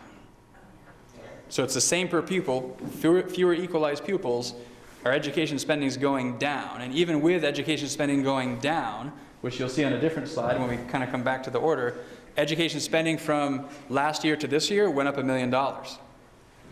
So education spending from this year to next is actually going down by a few $100,000, which still produces, in most cases, except for Lincoln, a few cents of an increase. So any spending above level, which is what you see here, adds to that tax rate increase before you factor in CLA and the Act 46 adjustment. If you do find out that the 9 cents is not in there, let me know, because that way I can just keel over because there'll be another $1,000. My taxes will go up $9.60 if the 9 cents is not in there. Thank you. Where were we? All right, I'm going to go through some more slides. That'll prompt more questions, and we can have more conversation. So I think we've addressed this one, and we started talking about this, and that was really sort of that coordinator, coach, interventionist model that we're trying to build. We talked about the increase of special educators, and we didn't talk much yet about this increase of a school psychologist. And that's really about strengthening that early intervention and prevention for both the academic but also the social and emotional supports, which is an area that we see of need across our schools. So this is to help address some of those needs. So that psychologist will be working directly with students, not assessing, working directly with students. So having 2 psychologists will increase our ability for psychologists to be working directly with students, not just doing assessments. And does this early intervention mean working with the youngest population in our district? So that's part of what we need to think about. What's the best way to utilize that resource? Knowing that a piece of that, at least, if not more than a big piece of it, has to be strengthening that early intervention. And early intervention can mean early in their educational career, or early in that, as issues are sort of arising, we're sort of catching them early.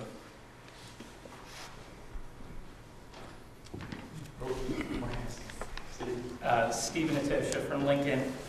One of the things you talked about was the staffing reduction anticipated, and you said 6 core classroom teachers. How do you decide which 6? Is that like the last to come into the district? Is it It's determined by contract language. So what 6 that is based upon following the contract language and a seniority list, which we've got some things to work out on that, but it's pretty well prescribed by contract. So, but earlier you had stated timber stand improvement, and is that what a landowner would do, is take the 6 trees that were maybe the youngest and cut those? I don't see that's a good analogy. Come on, I'm sprouting. I mean, that seems silly to me. You know, I really, truly do, but I don't know, you brought it up, and I just feel like that's not fair. It's just the way it works. Like there isn't much of an alternative around that. That's contract language, and we're bound legally to contract language, and we'll follow that as we work through the process. I just think it was a bad thing to put in here. I don't agree with it. Yes.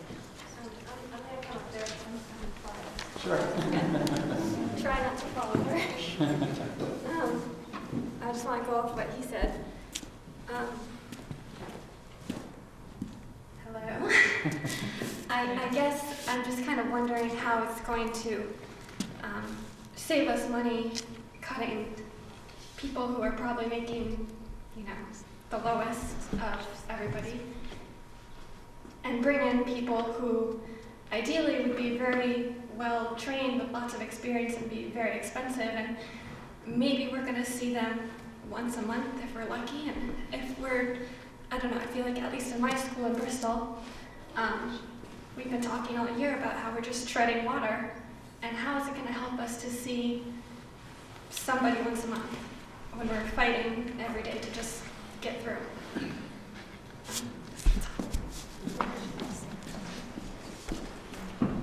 So we don't know at this point what the frequency is that folks will get to see coaches, and some of that depends on how much of it is time as a group, how much of it's time individualized. But the treading water piece, I mean, we have to find ways to build support for teachers so it doesn't feel like you're always treading water. And we have to, part of this is we have to think differently about what we're asking folks to do. I think in particular about upper elementary school teachers who we ask to be experts in a lot of different things and have a great depth of content knowledge in a lot of different things. And as you're getting, toward that upper elementary level, there is a certain depth of expertise and a depth of content knowledge that is expected. And that, I think, contributes to people feeling like they're treading water. So we need to think differently about what we're asking people to do. We need to think differently about the kind of support we're providing to the teachers, but also the students, because it shouldn't feel like you're just treading water.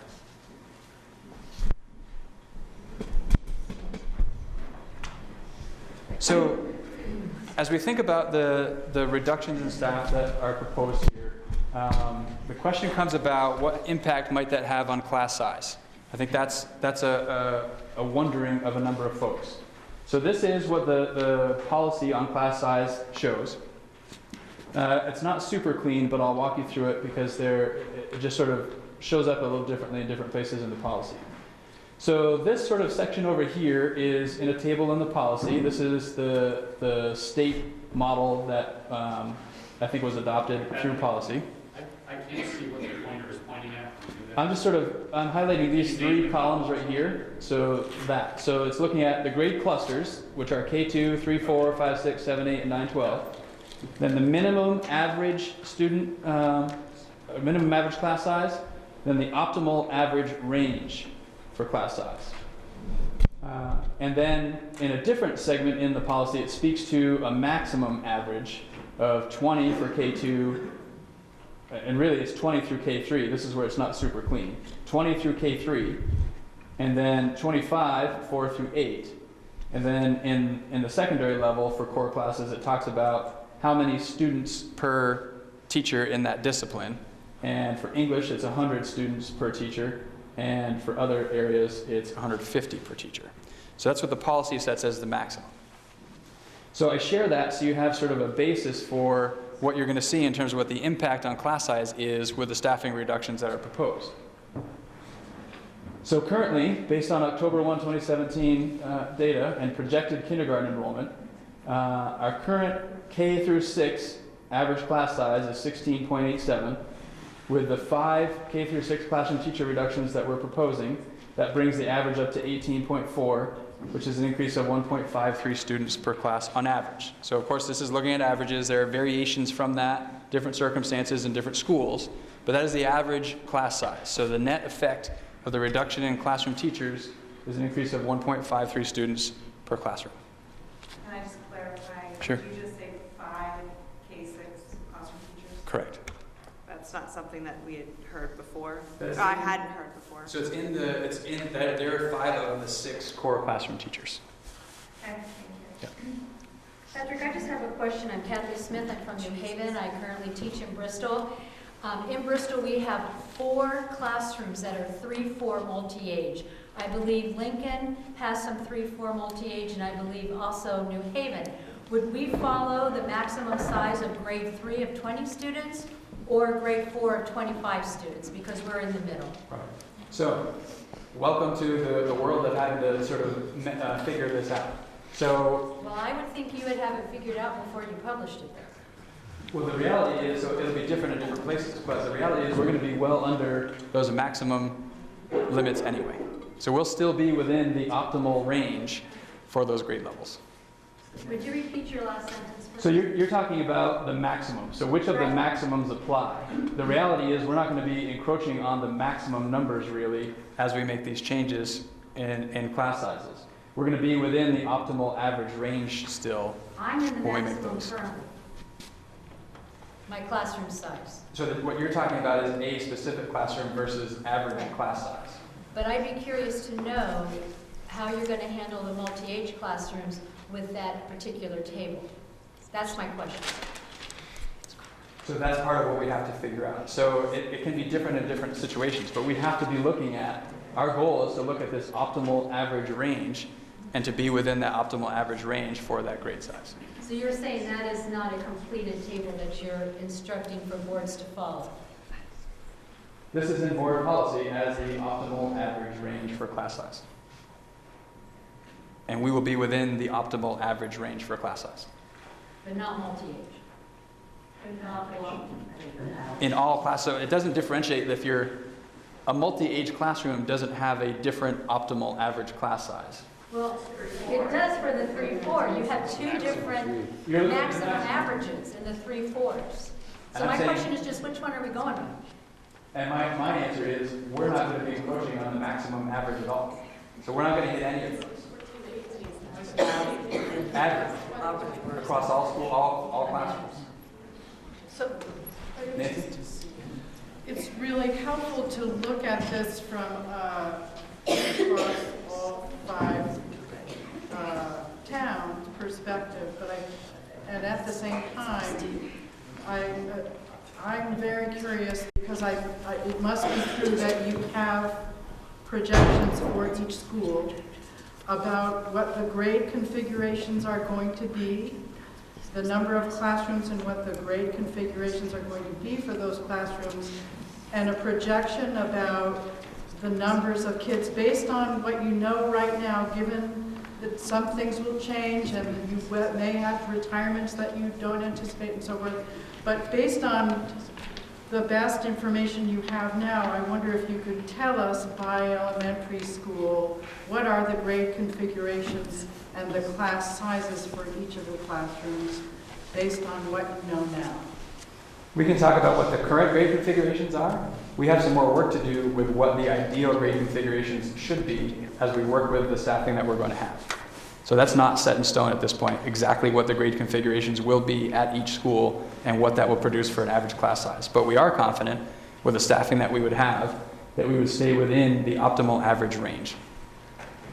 But can you describe what you're at least anticipating now by school in terms of how many kindergartens, how many kids in the kindergarten, what you're projecting as far as multi-age or single grade classrooms? I mean, what's your best guess, given that it's not set in stone? I don't have that information tonight. I can't give it to you tonight. We have ideas, we have thoughts, and we're looking at kindergarten numbers, which are continuing to change. And so it's not set in stone now. And as new information comes, it's going to change it anyway. So we have ideas, and we're playing some ideas out, and all of those ideas, we're confident, stay here. But I can't tell you by school tonight, standing here, what that configuration would be. If you can't tell us tonight, will the board be getting that information before it decides on a budget proposal? If that's something that the board is interested in getting, we'd be able to put that together. Whether that's what the board's going to want, I don't know. Is the board going to want that? I think when that question had come up before, that there were a lot of changes with teachers, so that it was hard to know even before August exactly what that was going to look like and who was going to be where and when. And so my thinking was that that wasn't something that we would be able to know right now. Is that's Yeah, I mean, I think that's the fair assessment. We don't. conversation we had about that? It can change quite a lot between now and when next school year starts, and we'll have to adapt to the change. We have ideas now, but for example, there are a few different grade configurations that could work in a school that stays within this average range. What the best grade configuration for that school is something we have to talk through more and figure out where we want to land with that. Sure, but speaking as a board member from Starksboro, and I've been on that board for a while, this is information that our board generally has received before we finalize the budget proposal. And when we receive the information, it's information that we understand could shift and change, but it gives us an idea of what the class sizes and grade configurations might look like given the staffing that we're about to propose to fund. And we could certainly put together what we know now, which would be subject to change. I just don't have it tonight. Yeah. The next slide, could you just go to the next slide? So with the average class size for next year, you're proposing 18.4 students. That's the average class size. Is that what you're? Yeah, for K through 6. Which means that you could have one class of 10 and one class of 30, correct? Theoretically, I would hope to avoid that. And with the class that's, let's hope not 30, would that class have additional support available to that class? And would that support be pushed into the class? Or when we are talking about interventionists, are those kids going to be pulled out of the classroom? That's one nice thing about the special ed support system coming into the classroom. So kids are more part of their community. I know that's sort of not very So I guess my question, but there's a lot of issues that came up with that. So My first response is, I can't imagine a scenario that has 30 kids in an elementary school classroom. no, I don't either. But So, I do know classrooms vary from 10 to 23. as they do right now, yeah. Right. And so I'm just wondering where the equity is with the classroom sizes that are much larger than others, and how that support is going to be. And that becomes part of the work we need to do as an admin team as we think about the grade configuration and what that does for class size and what kind of support those classrooms will need to do the work that they need. But it isn't, there are very few things with this that are very black and white. If A, then B. I wish that were the case. It's just not the reality. There are a lot of moving parts, and we need to think about how we can apply the resources given the situations. That's just sort of the way it works now. Can I just piggyback on that? So just in terms of interventionists, you know, we have had so many different models in Lincoln of how we work with students. And from co-teaching, which has been, in my opinion, really successful, to having push-in with special educators helping students with significant needs. with this new model, and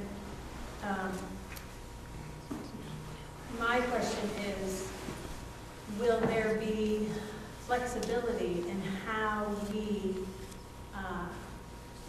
work with interventionists?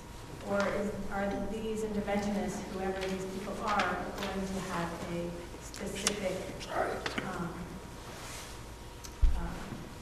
job definition that pushes them in one way where kids are, I mean, I'm just, yeah, anyway. That's a detail we have to figure out, you know. So what are we tight on and what can we be flexible on is part of the conversation that still has to come. I think I saw it right next. So with the reduction in faculty at all the five, if you had five with the elementary schools, how you're going to accommodate for that is by collapsing classes, or at least not collapsing classes, that's the wrong word, but rather joining classrooms in classrooms that were previously just, for instance, just first grade or just second grade. So that's a clear change that we can anticipate in the future. Okay. Yeah, so there are also fewer students. So in some cases that may very well be true, that there are multi-age classrooms, multi-grade classrooms that didn't exist that will need to exist. And in some places it's not necessarily going to multi-grade because enrollment is going down. So again, it's different in different places, but it absolutely likely means more multi-grade classrooms than we have now as we look at grade configuration.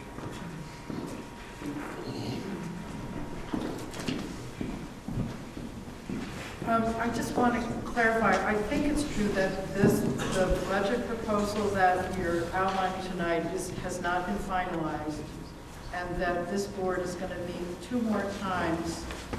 And in that, there's another meeting after tonight, and then there's another final meeting, I think on January 23rd, where the board will be making a decision about the final budget that will be proposed to the communities. Is that right? That's correct. So the purpose of tonight is for the board to hear community input, and there's a survey that we'll talk about at the end that we would love for everyone to complete. And then the purpose of the added board meeting on January 17th is for the board to have had time between now and then to take information from the survey and have that be a part of the conversation for the second time they're seeing the budget and talking that through. And then consider what direction they want to give to me in presenting a final budget on January 23rd.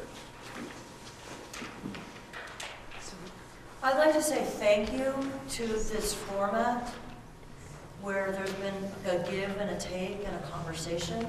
I think the engagement around that has been so much more open and profoundly back and forth rather than more one side and then another. There's more across this thing that sometimes happens. So I'm grateful. All right. More numbers. There was a slide, Patty Heatherly Bristol, there was a slide that I saw before about 150 students, high school. An English teacher is going to have a maximum of 100 students per year. And teachers who teach other subjects would have 150 students per year. So, is that what that slide means? So this is about 100 on average per class. So we'll clarify that just to make sure. This is sort of a maximum student load, maximum average load for English teachers being 150 students for other subjects? As a maximum, according to what's in board policy. According to what's in board policy. So that's not a change. That's not a change. This has been in place for some time. Okay, well. Contractually, it's 120 though, so. Right, so the contract is sometimes different than what the maximum is. I understand that. And the reasoning for those numbers, is there some research behind those numbers? I have to go back and look, but I believe these were also part of the model policy created by the Vermont School Boards Association, which I can only assume is based on research. But I'd have to go back and see. Teachers who have class loads, no, I'm serious. I don't know. Very serious, because there's, yeah. The contractual requirement is different. Tom just mentioned 120 is what the contract says right now is the maximum. But this is what board policy says. So we're operating under, certainly under the 150. How many classes are they teaching that goes into that? I don't think that's a large number. I think that'd be what it's, I mean, there's got to be X periods in a day and in a week, and you divide that by 150, and you don't end up with a class that's very large. So I think, I can't see what the problem is with 100 or 150 there.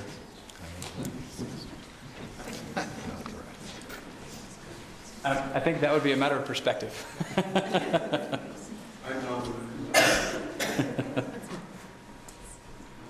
All right, let's get some more numbers and then we'll take some more questions. So this is sort of looking at the overall ratio. There's a lot of conversation at the state level about, or at least there was, it's kind of died off a little bit now, but I suspect it'll pick up again, about total employees to students and that ratio. And so where we currently stand in Addison Northeast is 1 to 4.62. So for every 4.62 students we have 1.0 FTE, and that's everybody, custodial, food service, teachers, administrators, it's everybody that makes up that ratio. And with the changes we're proposing, it would go from 1 to 4.62 to 1 to 4.87, or an increase of 0.25 students per employee. So enrollment is something that also comes up in conversation, and I think somebody brought it up earlier, like what's happening with enrollment. Go back one slide. I could just ask a question. Oops, sorry. Does that ratio, is that based on faculty that are dealing with students, since they're side by side? Or does that include all staff, including all district office? Everybody. Every employee of the district, 300 some odd employees. So we're decreasing the number of teachers, increasing the number of non-teachers, so the actual ratio of staff working with students is going down. Coaches and interventionists are still people working teachers. directly with students. Great, and more people in the district office, No, from the district office. we're all from the district office next year. No, that's right, because we're all one district. Okay, so the number of people working one-on-one with students is going down. Good. Does that staff-student ratio include subcontracted? Does not include any subcontracting folks. These are just employees of the district. Yeah. No subcontracting. Is it possible to see that number broken out by what are the ratios of student to administrator, what are the ratio of student to teacher, what are the ratios of teacher to support person? I think It's that would possible. be much more meaningful information in the future Anything's possible. I don't have it for you tonight, for the next meeting. but if that's I mean, I have to sort of take some direction from the board. It would be difficult, as you can imagine.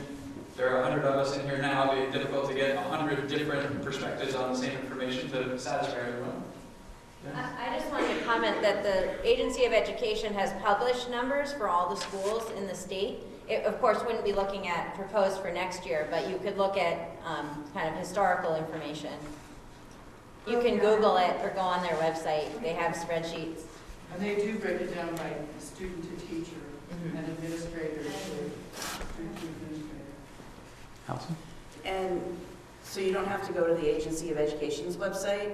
It's actually in our town reports, each individual town reports, the school portion, and it has a 3-year running total, and they break it down by teacher to student, and there are specific definitions for each of those things, so you can't look at teacher and have that the state has a specific definition.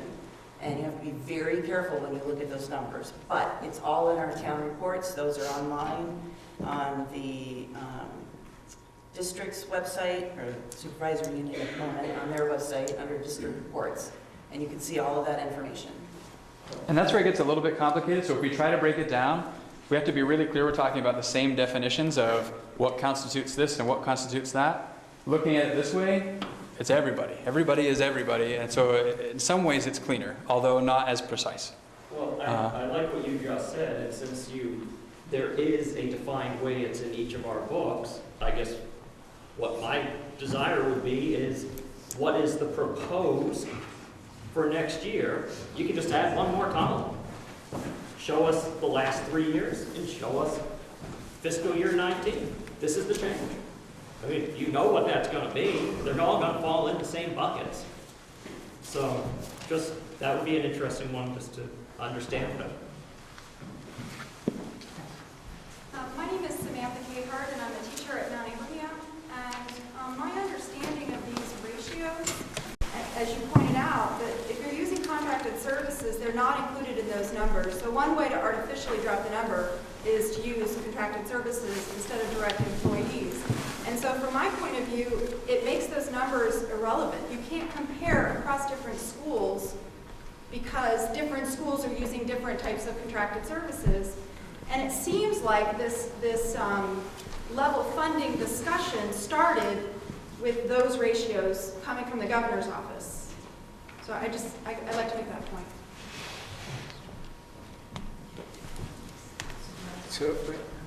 So I see that people are starting to leave, and that's fine. I understand we're getting to our end time. But before you go out the door, if you would stop in the back and fill out the little exit survey that would provide us with some information, that would be great. It's right there on the back table. There's a hard copy, and then if you don't want to sit here and fill it out with a pencil, you can take a little slip which has an electronic SurveyMonkey link to it. And we're going to be putting all the hard copies into the SurveyMonkey link. So that'll save on some resources if you actually take the SurveyMonkey link and do it. But make sure to fill it out, please. Allison, I just want to ask you, with that breakdown, does it talk about custodial staff that doesn't work directly with students? Those are in those numbers. Administrative staff, office staff, everybody that is in the school are in those numbers. The town reports reflect that. The town report I don't think it was custodial staff, kitchen staff, okay, so and we're other not, things. we're not getting the same. And IT staff and that kind of thing. And I'll also mention the Agency of Education has different definitions for the same word. So, but that 4.62, is that what that ratio is? So 4.62 versus 4.87, that's every person hired by the district. And that's using who we have right now. Right now. So anything you see on the state website or something probably does not reflect who we have right now. I came back to this slide because we're talking a lot about ratios, and as resources, Education Quality Standards speaks to some ratios that they set as targets. The Pikus and Odin report talked about some ratios. District management, less about ratios, but to some extent about how staff are utilized. So as we looked at the staffing changes, these were resources that were really important in helping us figure out how, giving us a sense of reason. Are we reasonable in some of the changes we're thinking about making? And for every one of these, ratios that you can look to in here, we're either at the suggested ratio or still above the suggested ratio for staffing, with the exception being in administrator positions. That's the one place where we were pretty much either right at or understaffed in terms of what these were recommending. And despite that, we're still looking at making reductions there. So the reductions that are proposed are factoring in the recommended ratios, and we're still well above recommended ratios. All right.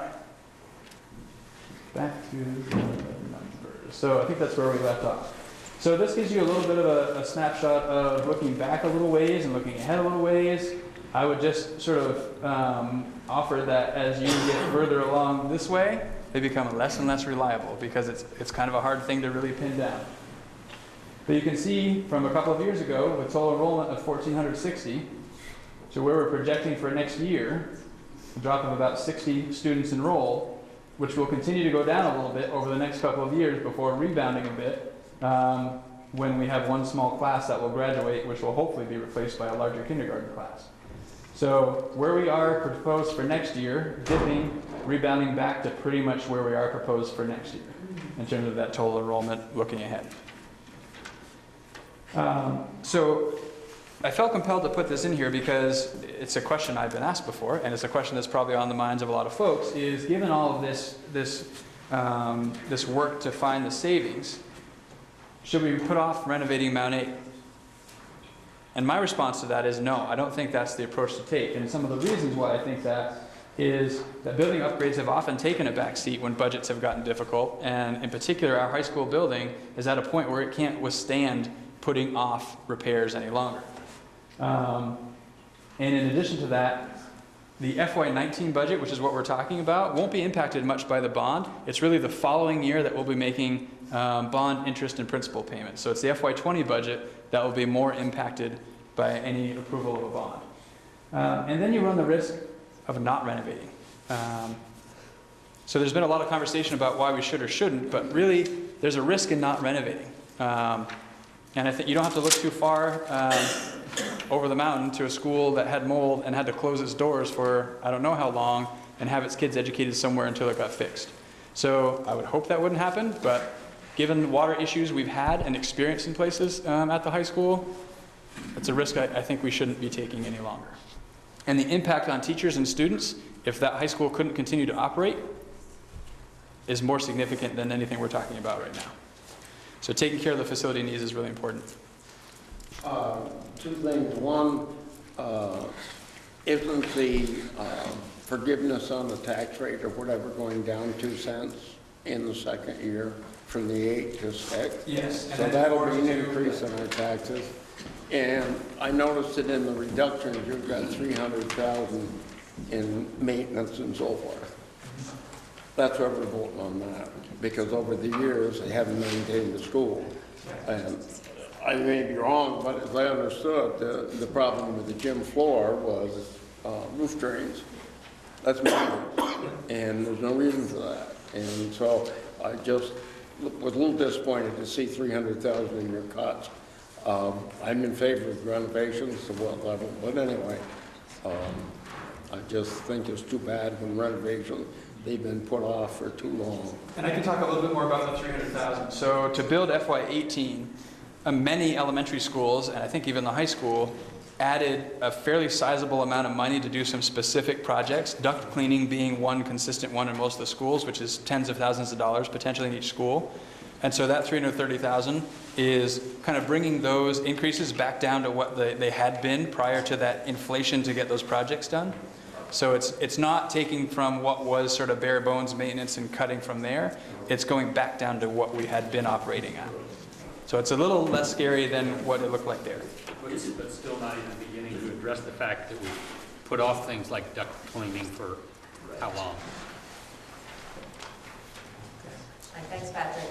My name is Sandy Lee. I'm currently on the Mount 8 Union High School Board, so I'm not officially part of the budget process based on our terms end come the end of this fiscal year. I wanted to first appreciate the task of the Consolidated Board. They've stepped up, and they have a lot of work they have to do as a transition time, and so I'm just going to raise some concerns. It's sort of interesting being on this side of not being on the board and getting information, and then knowing what it's like to be on the other side when you actually can get and can access more information. So some of the concerns I would have is that you're dealing with 5 elementary schools and a high school.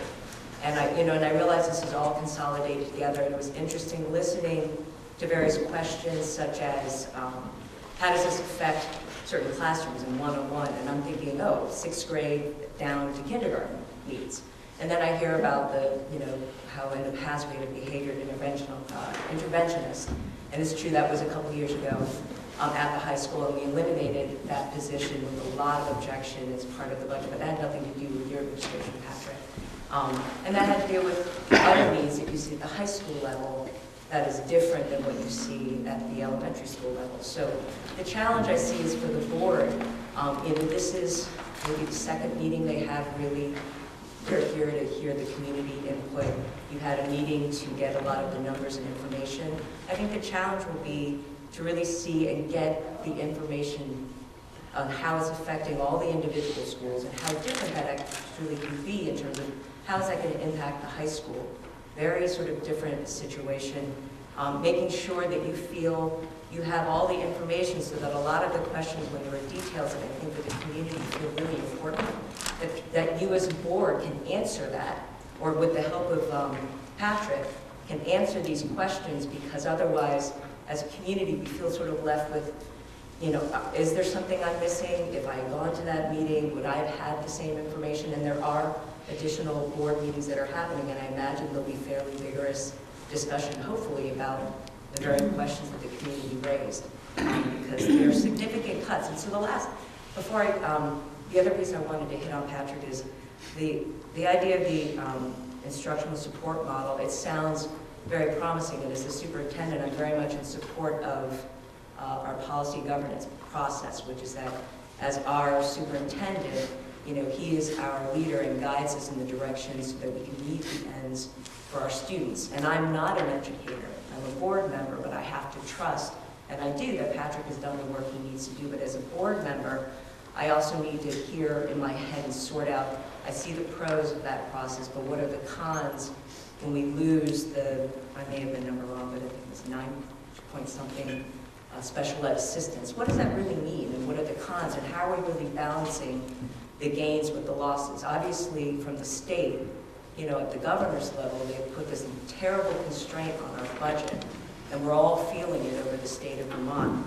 And the question is, what can we do as a community? What are we willing to pay to say, we want to follow that model that you're suggesting, because we want to move forward and continually improving our ends.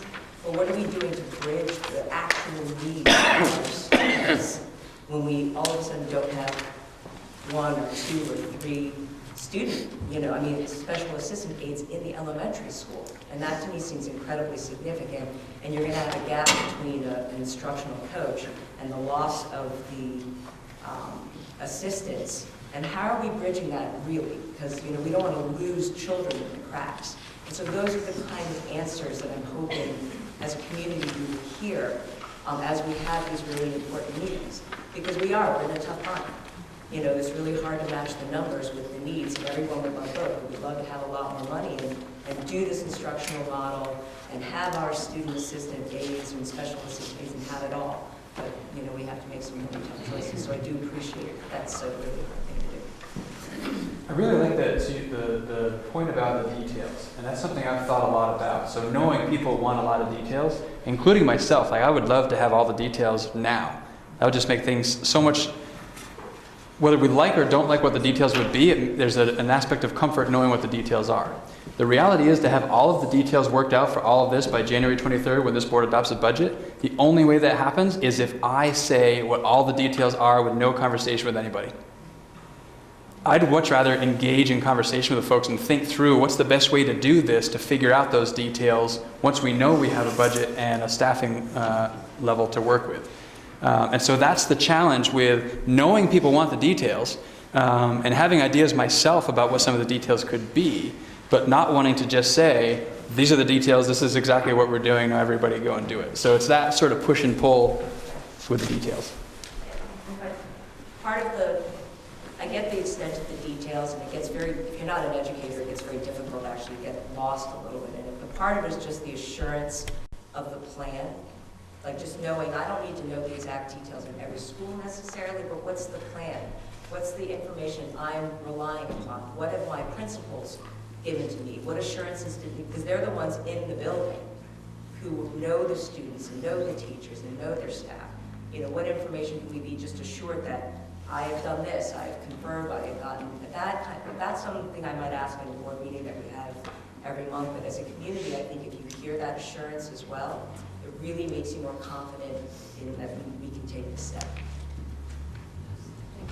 I'd like to echo what Sandy said about the bridge between what we have now and this new program, this new system, which you've talked about. Doesn't see anything in the first year, doesn't see anything in the second year, doesn't see anything in the third year, maybe the 5th year. We're seeing that's somebody's entire middle school to high school career. That's a kid's time from middle school to high school. So the bridge has to be there from this system. The bridge has got to be there. So when you pull these 16 people out, You have to figure out a way to support those kids until your new system is fully developed and is showing results.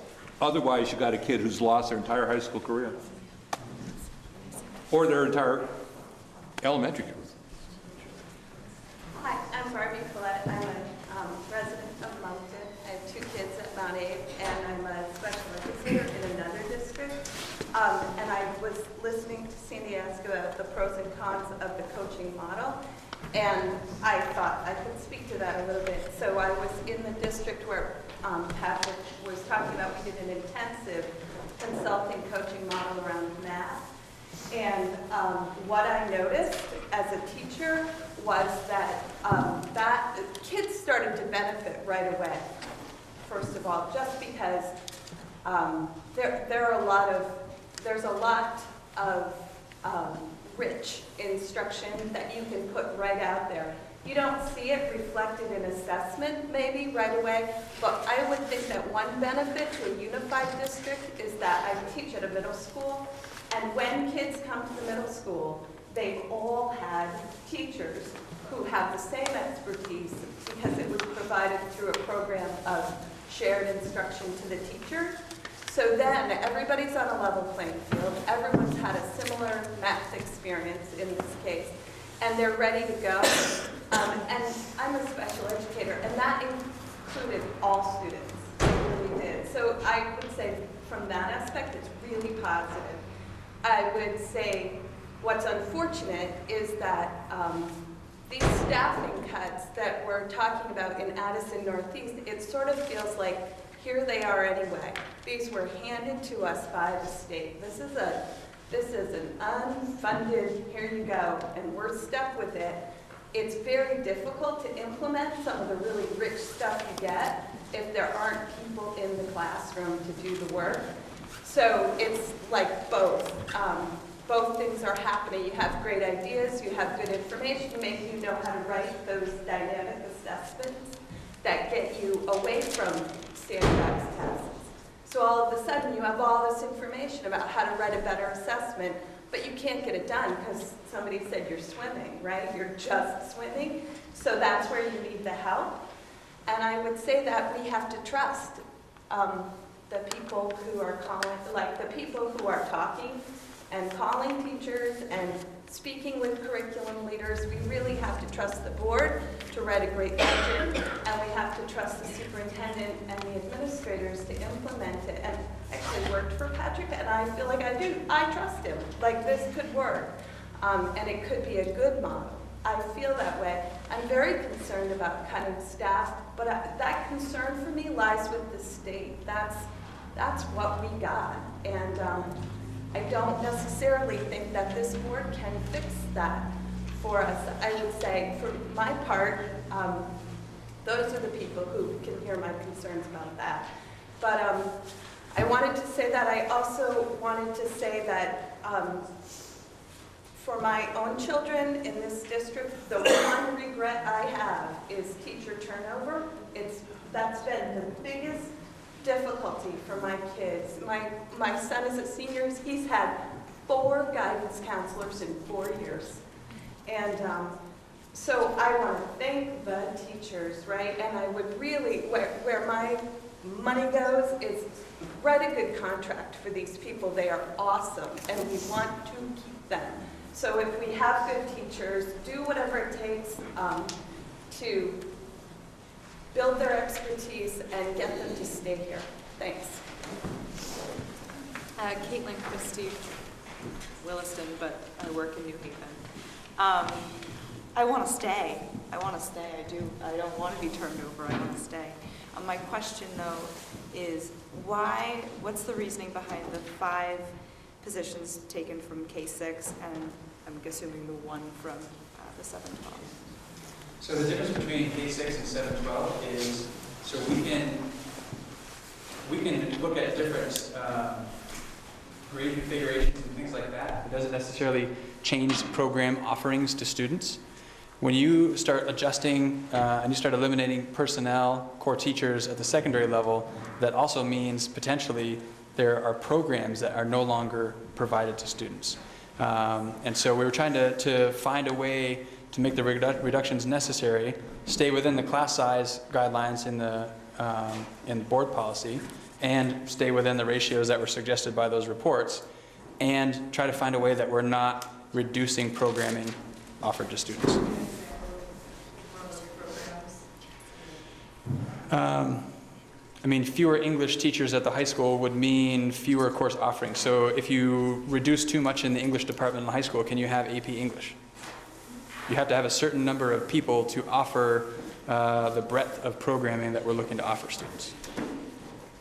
Whereas at the elementary level, your class size may go up, but kids are still going to get the subjects. I'm a little concerned as a skeptic about our consolidation on certain levels. I'm a little concerned that the board is missing, what, 4 or 5 people? A third of the board is not here. I think it might be good to consider alternates, a way to make sure that if this is the one and only board that we have in this district, it's representing a lot of people and a lot of students, that we try to keep that board full. And if people aren't here, get other people to be here. And I know that the state has, in our negotiations last year, the state sort of threw us a lot of curveballs. And I think you've done an admirable job of making a case for doing the best that we can do given the limits that they're putting on us. I would just say that perhaps next year or in the future, let's not be slapping, let's not kowtow to what the state is trying to put over on us.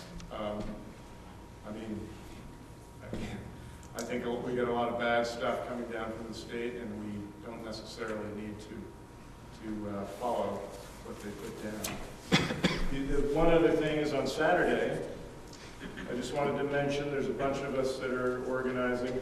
Some of us are here. We're going to have a meeting at Bristol Elementary School starting at 8:30 to discuss Mount A, the middle and high school, and how it fits in to a broader conversation about our resources, our students, how we can do the best we possibly can for them and for our future. So if you're interested in that broad topic, please join us on Saturday. Somebody here might want to add more, I don't know. But thank you.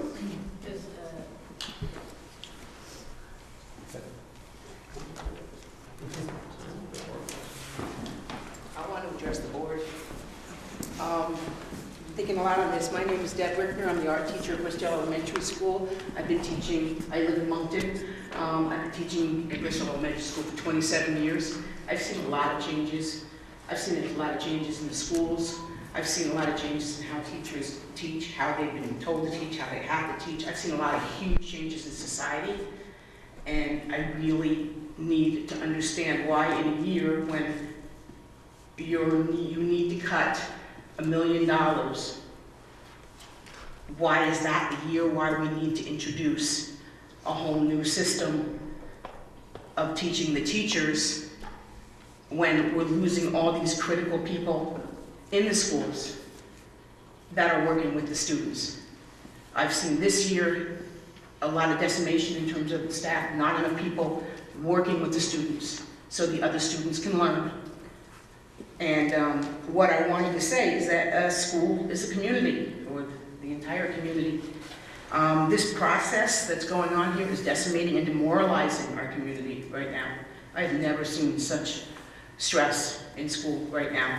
The children and the staff thrive from regularity, from year to year, same faces, people who know they can get a hug from, that they can trust, that they're going to be there. Yes, we need to improve our outcomes, we know that. But tearing apart the community is not the answer. Supporting the community in the classroom, directly intervening with students and working with students is key. And I don't understand why, if we need to satisfy the governor's numbers, why it has to be cutting critical people whose heart and soul are in the schools working with the students. And I think that there needs to be something addressing that.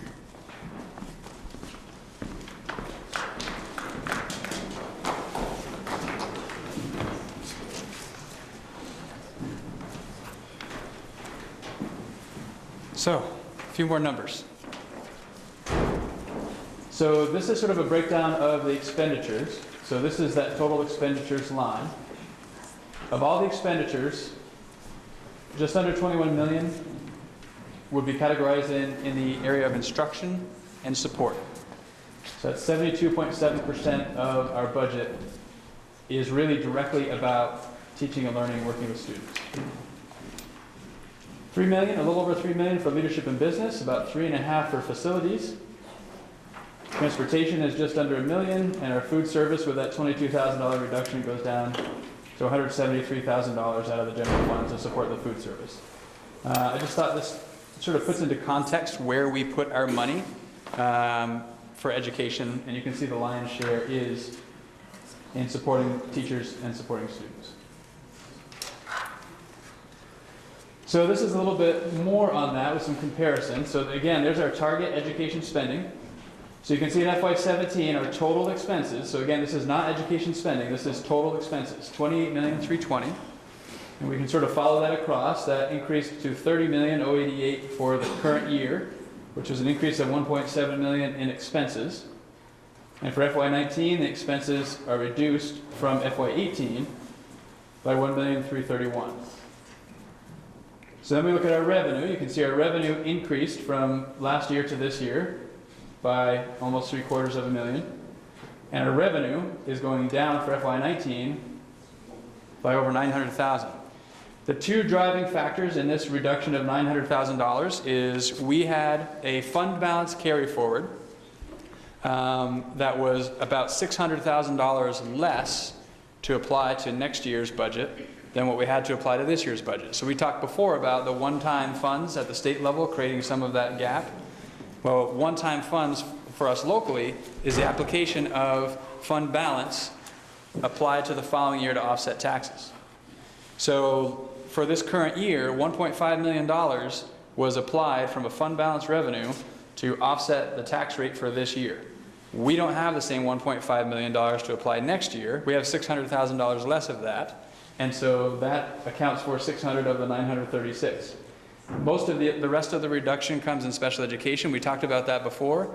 With a reduction in expenses in special education, you also get a reduction in revenue from special education. And those two make up the lion's share of that 900,000. There are a number of other things that make up little parts and pieces, but that's sort of the big story there.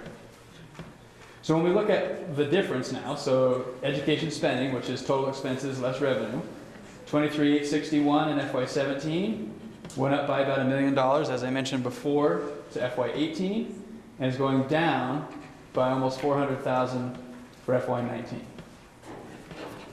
then we look at what's happening to equalized pupils. We saw the enrollment trend earlier, and we saw that kind of go down, and it's going to kind of pick back up to projected levels for next year in a few years. But when we look at equalized pupil, which is huge, because each one of these equalized pupils represents about $16,000. So we dropped from FY17 to FY18 by 58.22 equalized pupils. You multiply that by $16,000, that's a significant change in the cost per equalized pupil. And then again, to this year, projected for FY19, for this budget cycle, dropping another 24.76. So that's over 80 equalized pupils reduced over the last 2 years times $16,000. It's almost $1 million less spending.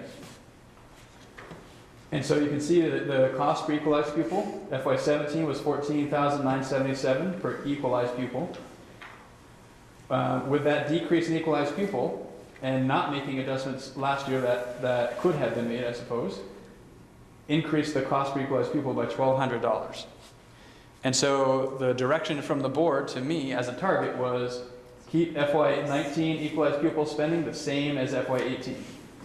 Well, I didn't. But I'm close at $4.97 more than last year. That's about a $7,512 total over target, over this. So I'm at $7,500 over that target right now based on everything we've been looking at. So what's the state tripwire for the double vote? The state tripwire, I don't even know that it's a double vote anymore. They've sort of been changing what you have to do when you cross that spending threshold. But the spending threshold at the state level is $17,800. Okay, so significantly more than our current FY19. Correct. Okay, thank you.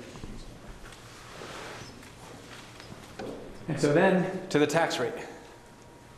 And so as we were talking about, so these are the tax rates before CLA for the year we're in now for each town. Sorry, from here over. These are the tax rates proposed based on what we're looking at here with this budget. And you can see they were different tax rates for each town last year. Now is it because each town was its own district. As a unified district, we have a single tax rate for all of our towns. So that's one change you'll notice here. Then we have the Act 46 adjustment, which of course we didn't have for the year we're in now, which I keep referring to as last year, but it's actually now. And then we have this 8-cent reduction from the tax rate because of passing Act 46. And as you mentioned earlier, that would be 6 cents the year after that, 4 cents, then 2 cents, and eventually that goes away. So the adjusted education tax rate, so these are the same as they were up above because there was no adjustment to that, at least not until CLA. So this becomes the adjusted tax rate after the 8 cents comes off. So then you have the common level of appraisal for each town. And basically what that is it's a way to try and sort of equate home values to what they would be in the fair market value. So what this basically says is for the year we're in now, homes in Bristol are assessed by the town at about 91.35% of what their fair market value is in the real estate world. And so that's an adjustment to the tax rate to accommodate for that. Lincoln, it's saying, Lincoln has their homes assessed over what fair market value is because it's over 100%. And so that, we're going to be dividing by these. So you take this figure, divide by this, and that gives you your property tax rate. When you divide by less than 1, it's going to increase. When you divide by more than 1, it's going to decrease. And so that's the factor that CLA has. So even though we have a single tax rate, each town still has its own common level of appraisal, and that's why you'll see different tax rates. So here's the adjusted tax rate before CLA. Then you have the compounding factor of common level of appraisal, which produces this estimated property tax rate, and you can see it's different for each town. And for some towns, it's a significant decrease, and in other towns, it's less of a decrease. And something just came out from the state today about there's an increase can't exceed 5% from the year before. It doesn't look like that's going to have an impact on ours, but there's a lot of questions, more questions than answers in terms of how that 5% applies. So our business office and I are working with folks to try and understand that a little bit more. Yes. Paul Forlenza from Lincoln. I appreciate this presentation. The net of it for me is there's some pain and some gain. How do you determine that across the schools? Not sure I understand the question. Well, there are going to be fewer teachers, okay? So I imagine, based on what you referred to, the contract, that you have no say over that. It's already predetermined. If you have one school losing more teachers than another, is there some mechanism to sort of equalize that, if you will? And do you take into account that some schools are losing more students than other schools? So one of the benefits as a single district will be, as we look at staffing, we're looking at equity across schools.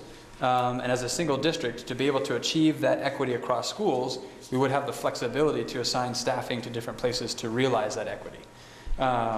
And so that's part of the lens we'll have to take as we figure out exactly what next year looks like. So that it isn't, one school has an average class size of 11 and another has an average class size of 27 to give us the total average across. Like, we have to look at equity across schools in a lot of different ways. So there are a number of different components to this concept of equity that we have to look at with different lenses as we apply allocation of resources across schools.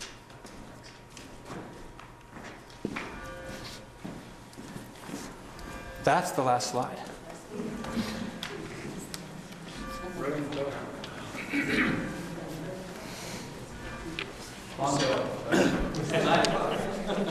Just a comment on common level of appraisal, because somebody had commented earlier, New Haven's is going up about 5 cents.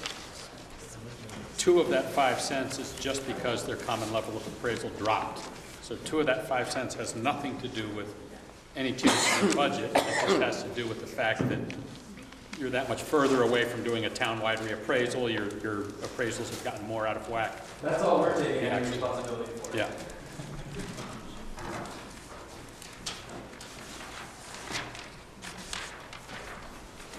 So obviously there's a ton to digest. Sort of my statement has been, it's complicated. This is really messy stuff. It's really complicated. It's very emotionally charged. There's a lot of uncertainty. But I think this kind of conversation, which will be an ongoing conversation, is the only way that we can work through this. So I certainly thank you for being here and engaging in the conversation. They're great questions. I know I don't have answers to some. I don't have all the details. But I know that working with folks, we can get through to something that's going to be good for kids. We have to. We have no choice but to do that. Okay. So now we're going to move back out of the presentation mode back into the finish up the board business. So we're a little more confined by that. At this point, is there anyone have a public comment they'd like to make at this time? Yes. It's really a question about town meetings. In the past, each town has had their own school board, and the school board has discussed what their budget is in town meeting, which is very useful. Have you thought about what's going to happen in town meeting now? So we already have the annual meeting scheduled. It's the last Tuesday, February 27th, and it will be, I'm not sure on the time, because the Mount Abraham board will still have their final meeting that night as well. So we have, that will be our town meeting night. And like the Mount Abraham budget, it will be a meeting held to discuss in one location, which I don't think I don't remember if we determined when we set it up. So February. If I understand you correctly, the actual town meetings will not have any discussion about the consolidated school. That hasn't been settled, but. So can I make a recommendation? I'm on the select board. We are going to lose people if you don't have somebody there talking about what's happening in the consolidated school. And so I suggest, people have a hard time going to multiple meetings, but a lot of people come to town meeting, and I would suggest that there ought to be a board representative at each of the towns for town meeting. That's on our agenda to discuss and plan for that, around how we're going to work it out for moving forward. So. And I can also just offer that for this next town meeting, the local school districts, so the local school boards will still be present. There still has to be an annual meeting. It'll just be a sort of a different flavor, because typically the big conversation is about the next year's budget, which isn't really owned by the local boards anymore. So sort of a different context, but there'll still be a school board and an annual meeting and all that. Yes. My name is Bill Sayre. I live in Bristol. I'd like to commend you for your presentation tonight, and also for the work of the board in putting together a very difficult budget to address an extremely difficult problem.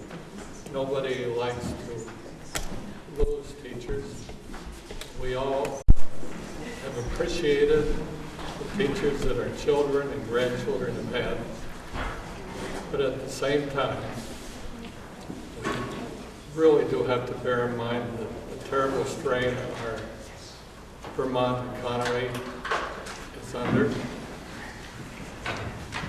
Losing 6 people from our labor force every single day, and 3 students, is significant. Never mind the baby that's born opiate addicted every day. any other service or business that loses customers, loses 30% of their customers, has to reduce staff. It's a unavoidable conclusion, and we've not, as a state. Matter of fact, our student population's gone down 30% over 20 years, and our staff has gone up. And I know in each case there was probably a good reason for that, but we've got to the point now where the cost to the taxpayer is simply unsustainable. And one of the reasons our economy isn't growing is because some people have decided to move to another part of the country where their taxes, their property taxes, are lower. And businesses grow their companies in other parts of the country where their taxes are lower. So if we want to start reversing the trends that are underway and that are affecting us adversely, we have to adjust our spending to match the revenue that we can sustain. So I thank the board for their good work. I recognize this is a hard choice for everybody in this room, but it's one that we have to make. Thank you.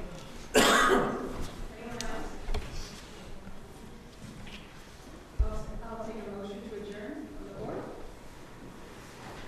Motion to adjourn. Sarah? All right. At 9:09. Is there a second? I second. Andrew? All those in favor of adjourning, please say aye. Aye. Thank you all for staying. Thank you. Thank you very much.